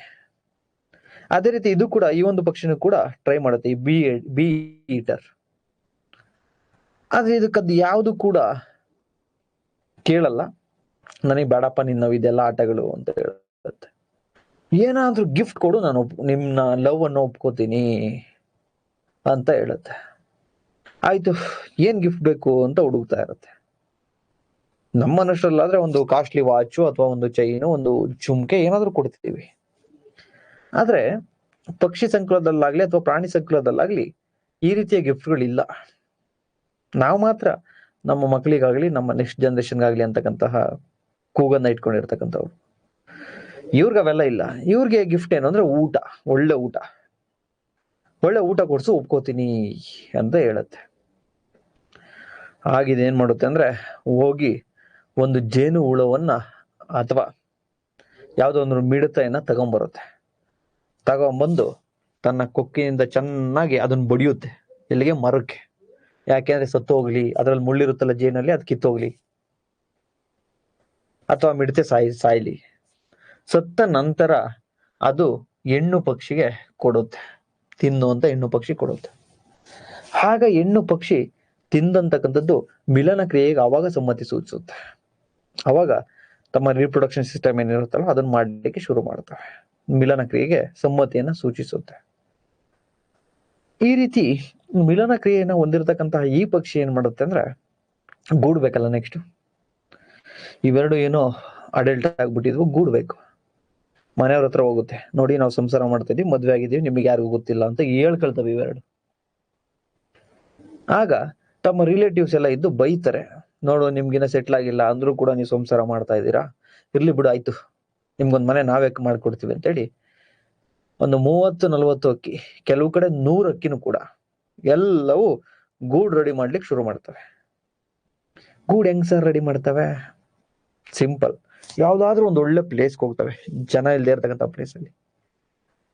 ಯಾವ್ದಾದ್ರು ಒಂದು ಹಳ್ಳದ ಹತ್ರ ಹೋಗ್ತವೆ, ಅಥವಾ ಯಾವ್ದಾದ್ರು ಒಂದು ದೊಡ್ಡದಾಗಿರ್ತಕ್ಕಂಥ ನದಿ ಹೋಗ್ತಾ ಇರುತ್ತೆ, ಅಕ್ಕಪಕ್ಕ ದೊಡ್ಡ ದಿನ್ನೆಗಳಿರ್ತವೆ, ಅಲ್ಲಿಗೆ ಹೋಗ್ತವೆ. ಅಲ್ಲಿ ಮಣ್ಣನ್ನ ಕೊರೆದು ಮಣ್ಣಿನಲ್ಲಿ ಬಿಲ ಮಾಡ್ತವೆ. ಆ ಮಣ್ಣಿನ ಒಳಗಡೆ ಬಿಲ ಇರುತ್ತಲ್ಲ, ಅದೇ ಇದು ಗೂಡು. ಯಾವ್ದೋ ಮರದಲ್ಲಿ ಅಥವಾ ಇನ್ನೆಲ್ಲೋ ಕಾಡಲ್ಲಿ ಕಟ್ಟಲ್ಲ, ಮಣ್ಣಲ್ಲಿ ಬಿಲ ಮಾಡ್ತವೆ. ಇಲಿ ಮಾಡ್ತಾವಲ್ಲ ಇಲಿಗಳು, ಹಂಗ್ ಮಾಡ್ತವೆ. ಕೆಲವು ಕಡೆ ಏನಾಗುತ್ತೆ ಅಂದ್ರೆ ಒಂದ್ 100-150 ಅಕ್ಕಿಗಳು ಒಂದೇ ಎಲ್ಲವೂ ಬಿಲ ಮಾಡಿ ಅಲ್ಲೇ ಬೆಡ್ರೂಮ್ಗಳನ್ನ ಮಾಡ್ಕೊಂಡ್ಬಿಡ್ತವೆ. ಇಷ್ಟೆಲ್ಲ ಕಷ್ಟಪಡೋ ಉದ್ದೇಶ ಒಂದೇ, ಈ 2 ಜೋಡಿ ಅಕ್ಕಿಗಳಿಗೋಸ್ಕರ ಕಷ್ಟಪಡ್ತವೆ. ಅಂದ್ರೆ ಅವು ಕೂಡ ತಮ್ಮ ಜೊತೆಗಿರ್ತವೆ. ಒಂದು ಜೋಡಿ ಅಕ್ಕಿಗೋಸ್ಕರ ಆ ಮನೆಯವರೆಲ್ಲ ಕಷ್ಟಪಟ್ಟು ಗೂಡನ್ನ ರೆಡಿ ಮಾಡ್ತಾರೆ. ಇದು ಈ ಒಂದು ಅಕ್ಕಿಯ ವಿಶೇಷತೆ. ನಾವಾಗಿದ್ರೆ ಏನ್ ಮಾಡ್ತೀವಿ ಅಂದ್ರೆ, ಅವನ್ ಲವರು, ಅವನ್ ಹೆಂಡತಿ, ಅವನ್ ಇಷ್ಟ, ಏನಾನ ಮಾಡ್ಕೊಳ್ಳಿ, ನಾವ್ಯಾಕೆ ಮಾಡ್ಕೊಡ್ಬೇಕು ಅಂತ ಹೇಳಿ ನೋಡಿ ಈ ರೀತಿ ನೆಲದಲ್ಲಿ ಆ ಬಿಲಗಳನ್ನ ಮಾಡಿ ಇವು ವಾಸ ಮಾಡ್ಲಿಕ್ಕೆ ಶುರು ಮಾಡ್ತವೆ. ಈ ಎರಡಕ್ಕೋಸ್ಕರ ಅಷ್ಟೂನು ವಾಸ ಮಾಡ್ತವೆ. ನಂತರ ಇಲ್ಲಿ ಇನ್ನೊಂದೇನ್ ಗಮನಿಸ್ಬೇಕು ಅಂತಂದ್ರೆ, ಇವ್ ಯಾವಾಗ್ಲೂ ಕೂಡ ಗುಂಪಾಗೆ ಇರ್ತವೆ. ಬೇರೆಲ್ಲಿಯೂ ಕೂಡ ಯೂಶಲಿ ಸಿಂಗಲ್ ಆಗಿ ಇವು ಸಿಗಲ್ಲ, ಗುಂಪಾಗೆ ಇರ್ತವೆ. ಮತ್ತೆ ಇಲ್ಲಿ ಇನ್ನೊಂದೇನ್ ಗಮನಿಸ್ಬೇಕು ಅಂದ್ರೆ, ಈ ಪಕ್ಷಿಗಳು ಏನಿರ್ತಾವಲ್ವಾ, ಹೆಣ್ಣು ಪಕ್ಷಿ ತನ್ನ ಫ್ಯಾಮಿಲಿ ತುಂಬಾ ಚೆನ್ನಾಗಿರ್ತದೆ. ಅಣ್ಣ, ತಮ್ಮ, ಅಪ್ಪ, ಅಮ್ಮ, ಚಿಕ್ಕಪ್ಪ, ಒಂದ್ 3 ತಲೆಮಾರು ಜೊತೆಗೆ ವಾಸ ಮಾಡ್ತಾವೆಲ್ಲ. ಒಂದ್ 70-80 ಜೊತೆಗೆ ಒಂದೇ ಫ್ಯಾಮಿಲಿಗೆ ಇರ್ತವೆ. ಅದರಲ್ಲಿ ಒಂದು ಹೆಣ್ಣು ಅಕ್ಕಿಗೆ ಇದು ಯಾವುದೋ ಒಂದು ಬೇರೆ ಫ್ಯಾಮಿಲಿಯಿಂದ ಗಂಡು ಅಕ್ಕಿ ಬಂದು ಈ ಆಹಾರವನ್ನ ಕೊಟ್ಟು ಕರ್ಕೊಂಡು ಹೋಗ್ಬಿಡುತ್ತೆ. ಆಗ ಅಷ್ಟು ದೊಡ್ಡ ಫ್ಯಾಮಿಲಿಯನ್ನ ಬಿಟ್ಟು ಹೆಣ್ಣು ಅಕ್ಕಿ ಗಂಡು ಅವ್ರ ಫ್ಯಾಮಿಲಿಗೆ ಹೋಗುತ್ತೆ. ನಾವೀಗ ಹೆಂಗೆ ಮದ್ವೆ ಆದ್ರೆ ಹೆಣ್ಣನ್ನ ಕರ್ಕೊಂಡ್ ಬರ್ತೀವಲ್ವಾ, ಆ ಒಂದು ಕಲ್ಚರು ಈ ಪಕ್ಷಿಲಿದೆ. ಹೆಣ್ಣು ಗಂಡನ ಮನೆಗೆ ಹೋಗೋದು. ಈ ಒಂದು ಪಕ್ಷಿಯಲ್ಲಿ ಯಾವತ್ತು ಗಂಡ ಹೆಣ್ಣಿನ ಮನೆಗೆ ಬರಲ್ಲ. ನಿಮ್ಗೆ ಟ್ರೋಲ್ ಆಗ್ತಾ ಇರುತ್ತೆ ನೋಡಿ, ಟ್ರೋಲ್ ಅಲ್ಲಿ ತುಂಬಾ ಚೆನ್ನಾಗಿ ನೋಡಿದೀವಿ. ಟ್ರೋಲ್ ಆಗ್ತಾ ಇರುತ್ತೆ ಒಂದು ವಿಡಿಯೋ, ಆ ವಿಡಿಯೋದಲ್ಲಿ ಇರ್ತಕ್ಕಂಥದ್ದು ಈ ಪಕ್ಷಿ, ಕೆಂದಲೆ ಪಾತ್ರಂಗ ಅಥವಾ chestnut headed bee eater. ಈ ಪಕ್ಷಿನೇ ಟ್ರೋಲ್ ಏನಾಗ್ತಾ ಇರುತ್ತೆ ಅಂದ್ರೆ, ನೋಡಪ್ಪ ಹುಡುಗಿಯರು ಯಾರು ಸುಮ್ನೆ ಬರಲ್ಲ ಅಂತೇಳಿ ಒಂದು ಟ್ರೋಲ್ ಆಗ್ತಾ ಇದೆ. ಅಂದ್ರೆ ಪಕ್ಷಿ ಇದೆಷ್ಟೇ ಮಾತಾಡ್ಸಕ್ ಹೋದ್ರು ಮಾತಾಡಲ್ಲ ಪಕ್ಷಿ. ಇದು ಮಿಲನ ಕ್ರಿಯೆ ಕರೆಯುತ್ತೆ, ಅದು ಬರಲ್ಲ. ಆ ಒಂದು ಸಂದರ್ಭದಲ್ಲಿ ಇದು ಓಡೋಗ್ಬಿಟ್ಟು ಒಂದು ಮಿಡತೆ ಹಿಡ್ಕೊಂಬಂದು ಅದಕ್ಕೆ ಕೊಡುತ್ತೆ. ಕೊಟ್ಟಾದ್ಮೇಲೆ ಇದು ಓಕೆ ಡನ್, ನಾನ್ ನಿನ್ ಜೊತೆ ಸಂಸಾರ ಮಾಡ್ತೀನಿ ಅಂತೇಳಿ ಸೂಚಿಸುತ್ತೆ. ಅದನ್ನ ಟ್ರೋಲ್ ಮಾಡ್ತಾ ಇರ್ತಾರೆ, ನೋಡು ಹೆಣ್ಣು ಸುಮ್ನೆ ಬರಲ್ಲ ಅಂತ. ಆ ಟ್ರೋಲ್ ಅಲ್ಲಿ ಇರ್ತಕ್ಕಂಥದ್ದು ಈ ಪಕ್ಷಿ. ಸೊ ಆ ಪಕ್ಷಿಯ ಒಂದು ವಿಡಿಯೋವನ್ನು ಕೂಡ ತಾವು ನೋಡಿ, ಬಹಳ ಇಂಟ್ರೆಸ್ಟಿಂಗ್ ಆಗಿದೆ.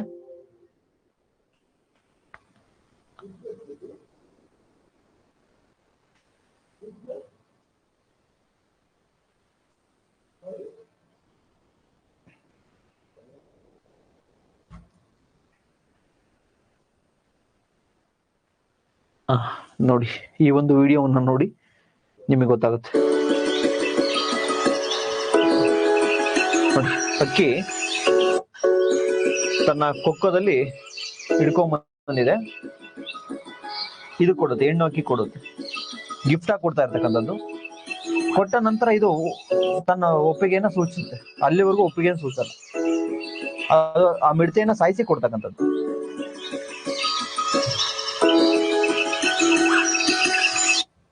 ನೆಕ್ಸ್ಟ್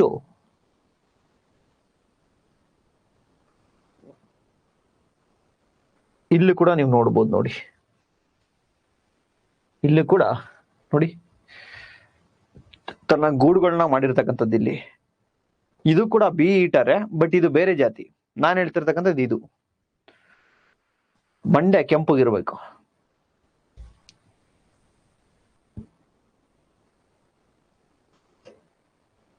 ನೋಡಿ, ಹೆಣ್ಣು ಪಕ್ಷಿ ಅದು.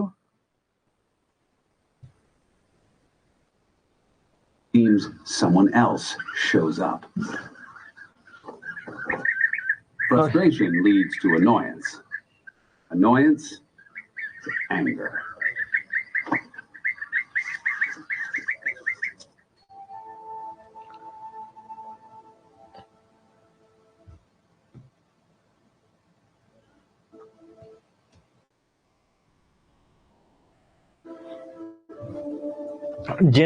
ಜೇನುಹುಳುವನ್ನ ಇಟ್ಕೊಂಡ್ ಬಂದಿದೆ. ಮತ್ತೆ ಇದು ಜೇನ್ ಹಿಡಿತಕ್ಕಂಥದ್ದು. ಇದರಲ್ಲಿ ಇನ್ನೂ ಒಂದಿದೆ, ಅದು ಕೂಡ ಬಿ ಈಟರೆ. ಅದ್ರ ಕತೆ ತುಂಬಾ ರೋಚಕವಾಗಿದೆ. ಅದು ಜೇನುಹುಳುಗಳನ್ನ ಹಿಡಿತಕ್ಕಂತಹ ಒಂದು ಪರಿನೇ ಬಹಳ ಚೆನ್ನಾಗಿದೆ. ಅದನ್ನ ನಾನು ಹೇಳ್ಕೊಡ್ತೀನಿ, ಯಾವ್ದಾದ್ರು ಒಂದು ಕ್ಲಾಸಲ್ಲಿ ನಿಮ್ಗೆ ಹೇಳ್ಕೊಡ್ತೀನಿ. ನೋಡಿ, ಈ ರೀತಿ ಆ ಜೇನುನೊಣವನ್ನ ಸಾಯಿಸೋದು, ಮತ್ತೆ ಅದು ಮುಳ್ಳನ್ನ ಉದುರಿಸೋದು. ನೋಡಿ, ಮುಳ್ಳನ್ನ ಉದುರಿಸ್ತು ನೋಡಿ. ಆ ಮುಳ್ಳನ್ನ ಕಿತ್ತಾಕೋದು ಹೆಂಗೆ ಅಂದ್ರೆ ಬಡಿಯುತ್ತೆ. ಈಗ ಹೆಣ್ಣು ಅಕ್ಕಿಗೆ ಕೊಡ್ತಕ್ಕಂಥದ್ದು, ಆ ಮುಳ್ಳನ್ನ ಉದುರಿಸಿ ಹೆಣ್ಣು ಅಕ್ಕಿ ಕೊಡೋದು.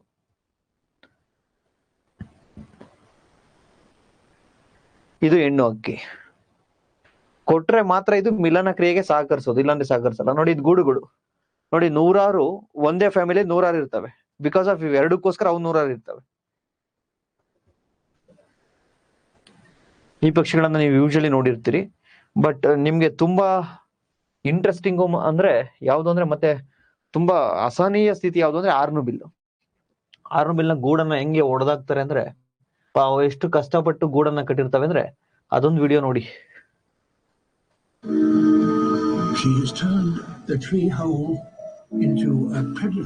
ನೋಡಿ, ಹೆಣ್ಣು ಆರ್ನುಬಿಲ್ ಒಳಗಡೆ ಇರ್ತಕ್ಕಂಥದ್ದು ಇದು.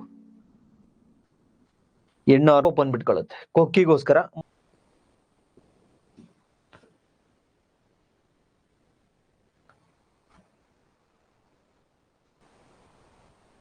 ನೋಡಿ, ಕೊನೆಗೆ ಕಣ್ಣಷ್ಟೇ ಕಾಣಿಸ್ತಾ ಇರತ್ತೆ. ಸೊ ಇದು ಆರ್ನುಬಿಲ್ ಅಕ್ಕಿ. ನೆಕ್ಸ್ಟ್ ದೊಡ್ಡದಾದ ನಂತರ ಗಂಡು ಬಂದು ಅದನ್ನ ಹೊಡೆದು ತೆಗೆಯುತ್ತೆ. ಇನ್ ಕೇಸ್ ಅಷ್ಟೊಳಗಡೆ ಗಂಡು ಏನಾದ್ರು ಸತ್ತೋಗಿದೆ ಅಂದ್ರೆ ಕ್ಲೋಸ್, ಹೆಣ್ಣು ಅಕ್ಕಿ ಅಲ್ಲೇ ತನ್ನ ಮರಿಗಳ ಜೊತೆನೆ ಪ್ರಾಣ ಬಿಡುತ್ತೆ. ನಂಬರ್ 1. ನಂಬರ್ 2, ನಿಮ್ಗೆ ಇದ್ರ ಬಗ್ಗೆ ಮಾತಾಡ್ಬೇಕು ಅಂತಂದ್ರೆ, ಒನ್ ಮಿನಿಟ್.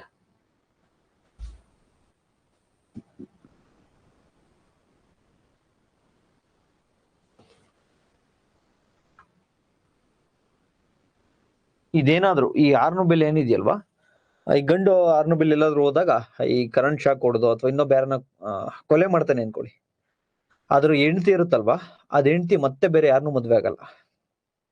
ಒಂದು ಸರ್ತಿ 2 ವರ್ಷದ ನಂತರ ಅಡಲ್ಟ್ ಏಜ್ ಬಂದ ನಂತರ ಒಂದು ಸರ್ತಿ ಕಮಿಟ್ ಆಗಿದೆ ಅಂದ್ರೆ ಮತ್ತಿನ್ಯಾರನ್ನೂ ಮದ್ವೆ ಆಗಲ್ಲ. ಗಂಡು ಸುತ್ತ ಇರುತ್ತಲ್ಲ, ಅದ್ರಾಗ ನೆನಪಲ್ಲೇ ಕೊರ್ಗಿ 40 ವರ್ಷನೂ ಕೂಡ ಲೈಫ್ ಲೀಡ್ ಮಾಡಿ ಸುತ್ತೋಗುತ್ತೆ. ಪತಿ ಮತ್ತೆ ಪತ್ನಿ ವ್ರತಸ್ಥರು ಇವೆರಡು. ಇನ್ ಕೇಸ್ ಹೆಣ್ಣು ಸುತ್ತೋದ್ರು ಕೂಡ ಅಷ್ಟೇ, ಗಂಡು ಬೇರೆ ಯಾರನ್ನೂ ಮದ್ವೆ ಆಗಲ್ಲ. ಗಂಡು ಸುತ್ತೋದ್ರು ಅಷ್ಟೇ, ಹೆಣ್ಣು ಬೇರೆ ಯಾರನ್ನೂ ಕೂಡ ಮದ್ವೆ ಆಗಲ್ಲ. ಆ ತರ ಪಕ್ಷಿ ಆರ್ನುಬಿಲ್. ಸೊ ನೆಕ್ಸ್ಟ್, ಈ ಚೆಸ್ಟ್ನಟ್ ಹೆಡೆಡ್ ಬಿ ಈಟರ್ ಏನಿದೆಯಲ್ವಾ, ಈ ಪಕ್ಷಿ ಒಂದು ವಿಶೇಷತೆ ಏನು ಅಂದ್ರೆ, ಇವು ತನ್ನ ಗೂಡೊಳಗಡೆ ಹೋಗ್ಬೇಕಾದ್ರೆ ಹೆಣ್ಣು ಮತ್ತೆ ಗಂಡು ಎರಡೂ ಕೂಡ, ಇದು ಹೆಣ್ಣು ಇದು ಗಂಡಾದ್ರೆ ಎರಡೂ ಕೂಡ, ಇದು ಮುಖ ಅನ್ಕೊಳ್ಳಿ, ಇದು ಎರಡು ಮುಖ ಅನ್ಕೊಳ್ಳಿ. ಇದೇ ತರ ಎರಡು ಹಿಂಗ್ ಹೋಗ್ಬೇಕಾದ್ರೆ, ಗೂಡೊಳಗಡೆ ಹೋಗ್ಬೇಕಾದ್ರೆ ಹಿಂಗೆ ಹೋಗ್ತವೆ. ಬಟ್ ಗೂಡಿಂದ ಆಚೆ ಬರ್ಬೇಕಾದ್ರೆ ನೋಡಿ, ಇದು ಮುಖ, ಇದು ಬ್ಯಾಕ್ ಅನ್ಕೊಳ್ಳಿ. ಒಂದೇನ್ ಮಾಡುತ್ತೆ ಅಂದ್ರೆ, ಒಂದು ಆಚೆ ಬರ್ಬೇಕಾದ್ರೆ ಈ ತರ ಒಂದ್ ಮುಖ ಇಟ್ಕೊಂಡೆ ಆಚೆ ಬರುತ್ತೆ ಗೂಡಿಂದ, ಇನ್ನೊಂದು ಬರ್ಬೇಕಾದ್ರೆ ಹಿಂಗ್ ಬ್ಯಾಕ್ ಸೈಡ್ ಇಂದ ಆಚೆ ಬರುತ್ತೆ. ಅಂದ್ರೆ ಹೋಗ್ಬೇಕಾದ್ರೆ ಎರಡೂ ಹಿಂಗೆ ಹೋಗ್ತವೆ. ಬಟ್ ಬರ್ಬೇಕಾದ್ರೆ ಒಂದು ತನ್ನ ಫೇಸ್ ಅನ್ನ ತೋರಿಸ್ಕೊಂಡ್ ಬರುತ್ತೆ, ಇನ್ನೊಂದು ತನ್ನ ಬ್ಯಾಕ್ ಅನ್ನು ತೋರಿಸ್ಕೊಂಡ್ ಬರುತ್ತೆ. ಬಟ್ ಈ ರೀತಿ ಯಾಕೆ ಮಾಡುತ್ತೆ ಅಂತ ಹೇಳಿ ಇನ್ನ ಸಂಶೋಧನೆ ಮಾಡ್ತಾವ್ರೆ, ಇಲ್ಲಿವರೆಗೂ ಗೊತ್ತಾಗಿಲ್ಲ. ಸೊ ಇದ್ರ ನಂತರ ತಮಗೆ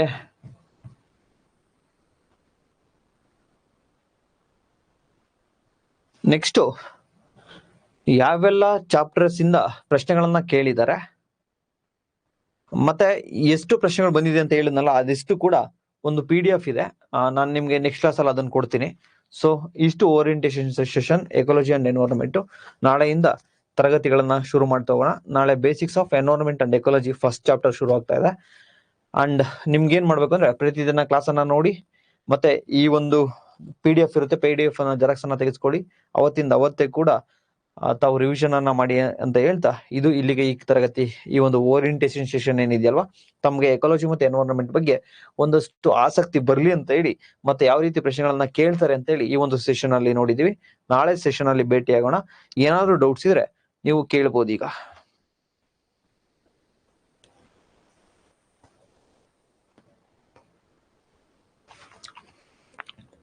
ಏನಾದ್ರು ಡೌಟ್ ಇದೆಯಾ?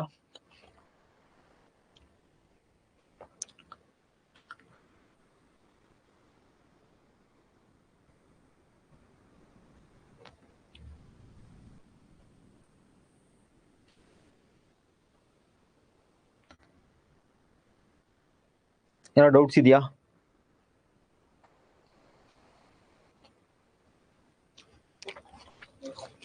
ಫಸ್ಟ್ ಕ್ಲಾಸ್ ಅಲ್ಲಿ ನಿಮ್ದು ಏನೇ ಇದ್ರು ಕೂಡ ಕ್ಲಿಯರ್ ಮಾಡ್ಕೊಡಿ.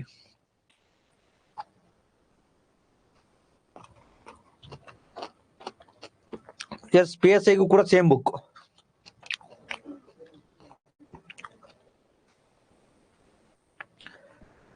ಸರ್ ನಾವು PSI ಓದ್ತಾ ಇದೀವಿ, ಸ್ವಲ್ಪ ಕಮ್ಮಿ ಓದ್ತೀವಿ. ನೋ, ಎಲ್ಲಾ ಸಬ್ಜೆಕ್ಟ್ ಅನ್ನು ಕೂಡ ಡೀಪ್ ಆಗಿ ಓದ್ಲೇಬೇಕು ಎಲ್ರು. ನಮ್ಮ ಎಕನಾಮಿ ಆಗಿರ್ಬೋದು, ಎನ್ವೈರನ್ಮೆಂಟ್ ಆಗಿರ್ಬೋದು, ಕಾನ್ಸ್ಟಿಟ್ಯೂಷನ್ ಆಗಿರ್ಬೋದು, ಬೇರೆ ಎಲ್ಲಾ ತರಗತಿಗಳು ಕೂಡ ನಿಮ್ಗೆ ಡೀಪ್ ನಾಲೆಡ್ಜ್ ಅನ್ನ ಕೊಡ್ಲಿಕ್ಕೆ ನಾವು ಪ್ರಯತ್ನವನ್ನ ಪಡ್ತಾ ಇರ್ತಕ್ಕಂಥದ್ದು.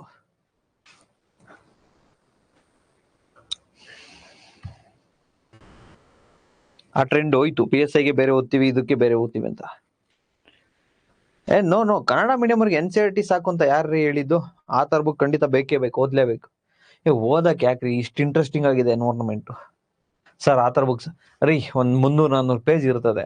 ದಿನಕ್ಕೆ 30 ಪೇಜ್ ಓದ್ತೀರಾ, ಡಿಗ್ರಿ ಮುಗ್ದಿದೆ. 10 ದಿನಕ್ಕೆ ಮುಗ್ದೋಗುತ್ತಲ್ವೇನ್ರಿ? ಖಂಡಿತ ಬೇಕು.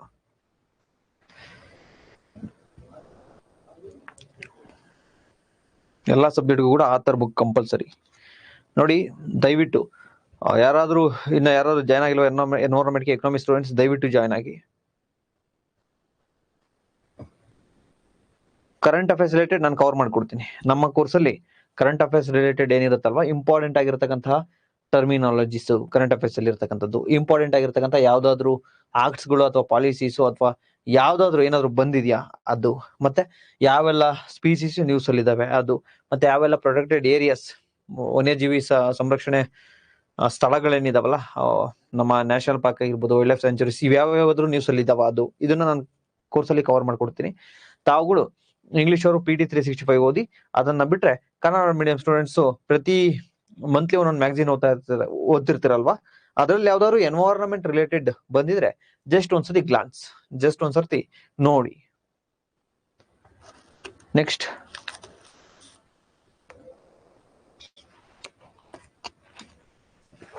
ಎಸ್, ಬಯೋಸ್ಫಿಯರ್ ರಿಸರ್ವ್ ಎಲ್ಲ ಇದ್ರಲ್ಲೇ ಬರೋದು.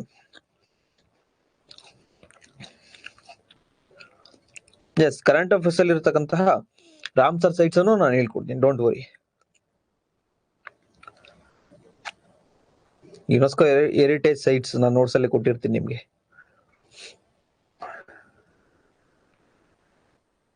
ನೋಡಿ, ನಿಮ್ ಕಡೆಯಿಂದ 2 ಆಗ್ಬೇಕು, ಯಾವುದೇ ಸ್ಟೂಡೆಂಟ್ಸ್ ಇರ್ಲಿ.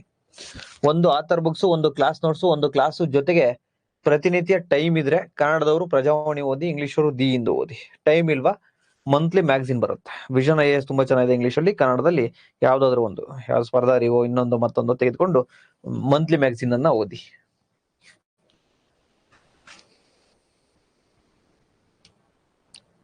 ಐ ಹೋಪ್ ಯಾವ್ದು ಡೌಟ್ಸ್ ಇಲ್ಲ ಅಂತ ಕಾಣಿಸುತ್ತೆ.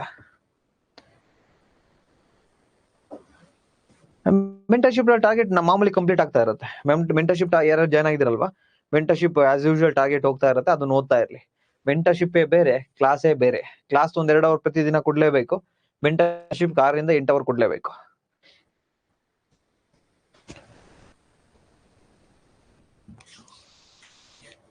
ಐ ಹೋಪ್ ಕ್ಲಿಯರ್ ಅನ್ಕೋತೀನಿ. ನಾನೇ ಎಕ್ಸಾಮ್ ಬರದ್ ಬಿಡ್ಲಾ? ಕರೆಂಟ್ ಅಫೇರ್ಸ್ ನಾನು ಹೇಳ್ಕೊಡ್ತೀನಿ ರೀ, ಹೇಳ್ಕೊಟ್ಟಿದ್ದ ಸಾಲದೆ ಪ್ರತಿದಿನ ನೀವು ಓದ್ಬೇಕ್ರಿ. ಎಕ್ಸಾಮ್ ನಾನೇ ಬರೆದ್ ಬಿಡ್ಲಾ ಹೇಳಿ?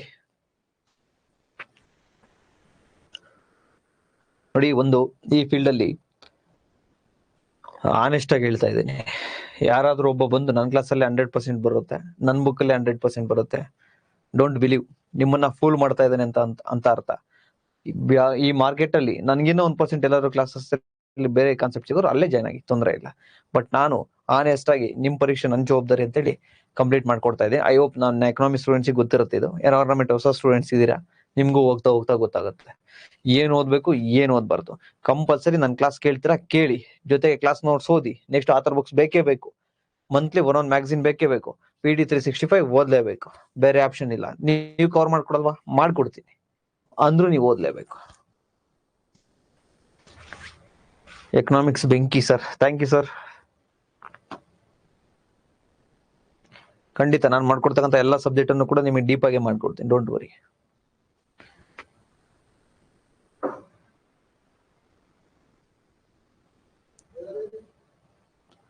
ಓಕೆ, ಐ ಹೋಪ್ ಕಂಪ್ಲೀಟ್ ಆಗಿದೆ ಅನ್ಕೋತೀನಿ.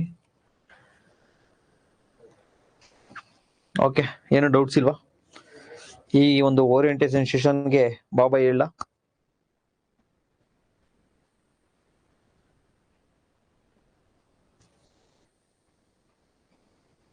Must and should join very classes, very useful. Thank you sir. ನಮ್ಮ ಪರವಾಗಿ ನಮ್ಮ ವಿದ್ಯಾರ್ಥಿಗಳು ನನಗೆ ಪ್ರಮೋಷನ್ ಮಾಡ್ಕೊಡ್ತಾ ಇದ್ದೀರಾ. Thank you so much. Bye, take care. ಸಿಗೋಣ ನೆಕ್ಸ್ಟ್ ಕ್ಲಾಸಲ್ಲಿ. ಅಗೈನ್ ನಾಳೆನೂ ಕ್ಲಾಸ್ ಇರುತ್ತೆ. ಬಟ್ ನಿಮ್ಗೆ ಯುಗಾದಿ ಹಬ್ಬ ಇದೆಯಲ್ವಾ, ನಾಡಿದ್ದು ನಿಮ್ಗೆ ಯುಗಾದಿ ಹಬ್ಬಕ್ಕೆ 2 ದಿನ ರಜೆ ಕೊಡ್ತೀವಿ. ಅದ್ ಬಿಟ್ರೆ ಡೈಲಿ ಪ್ರತಿದಿನ ಕ್ಲಾಸಸ್ ಇರುತ್ತೆ.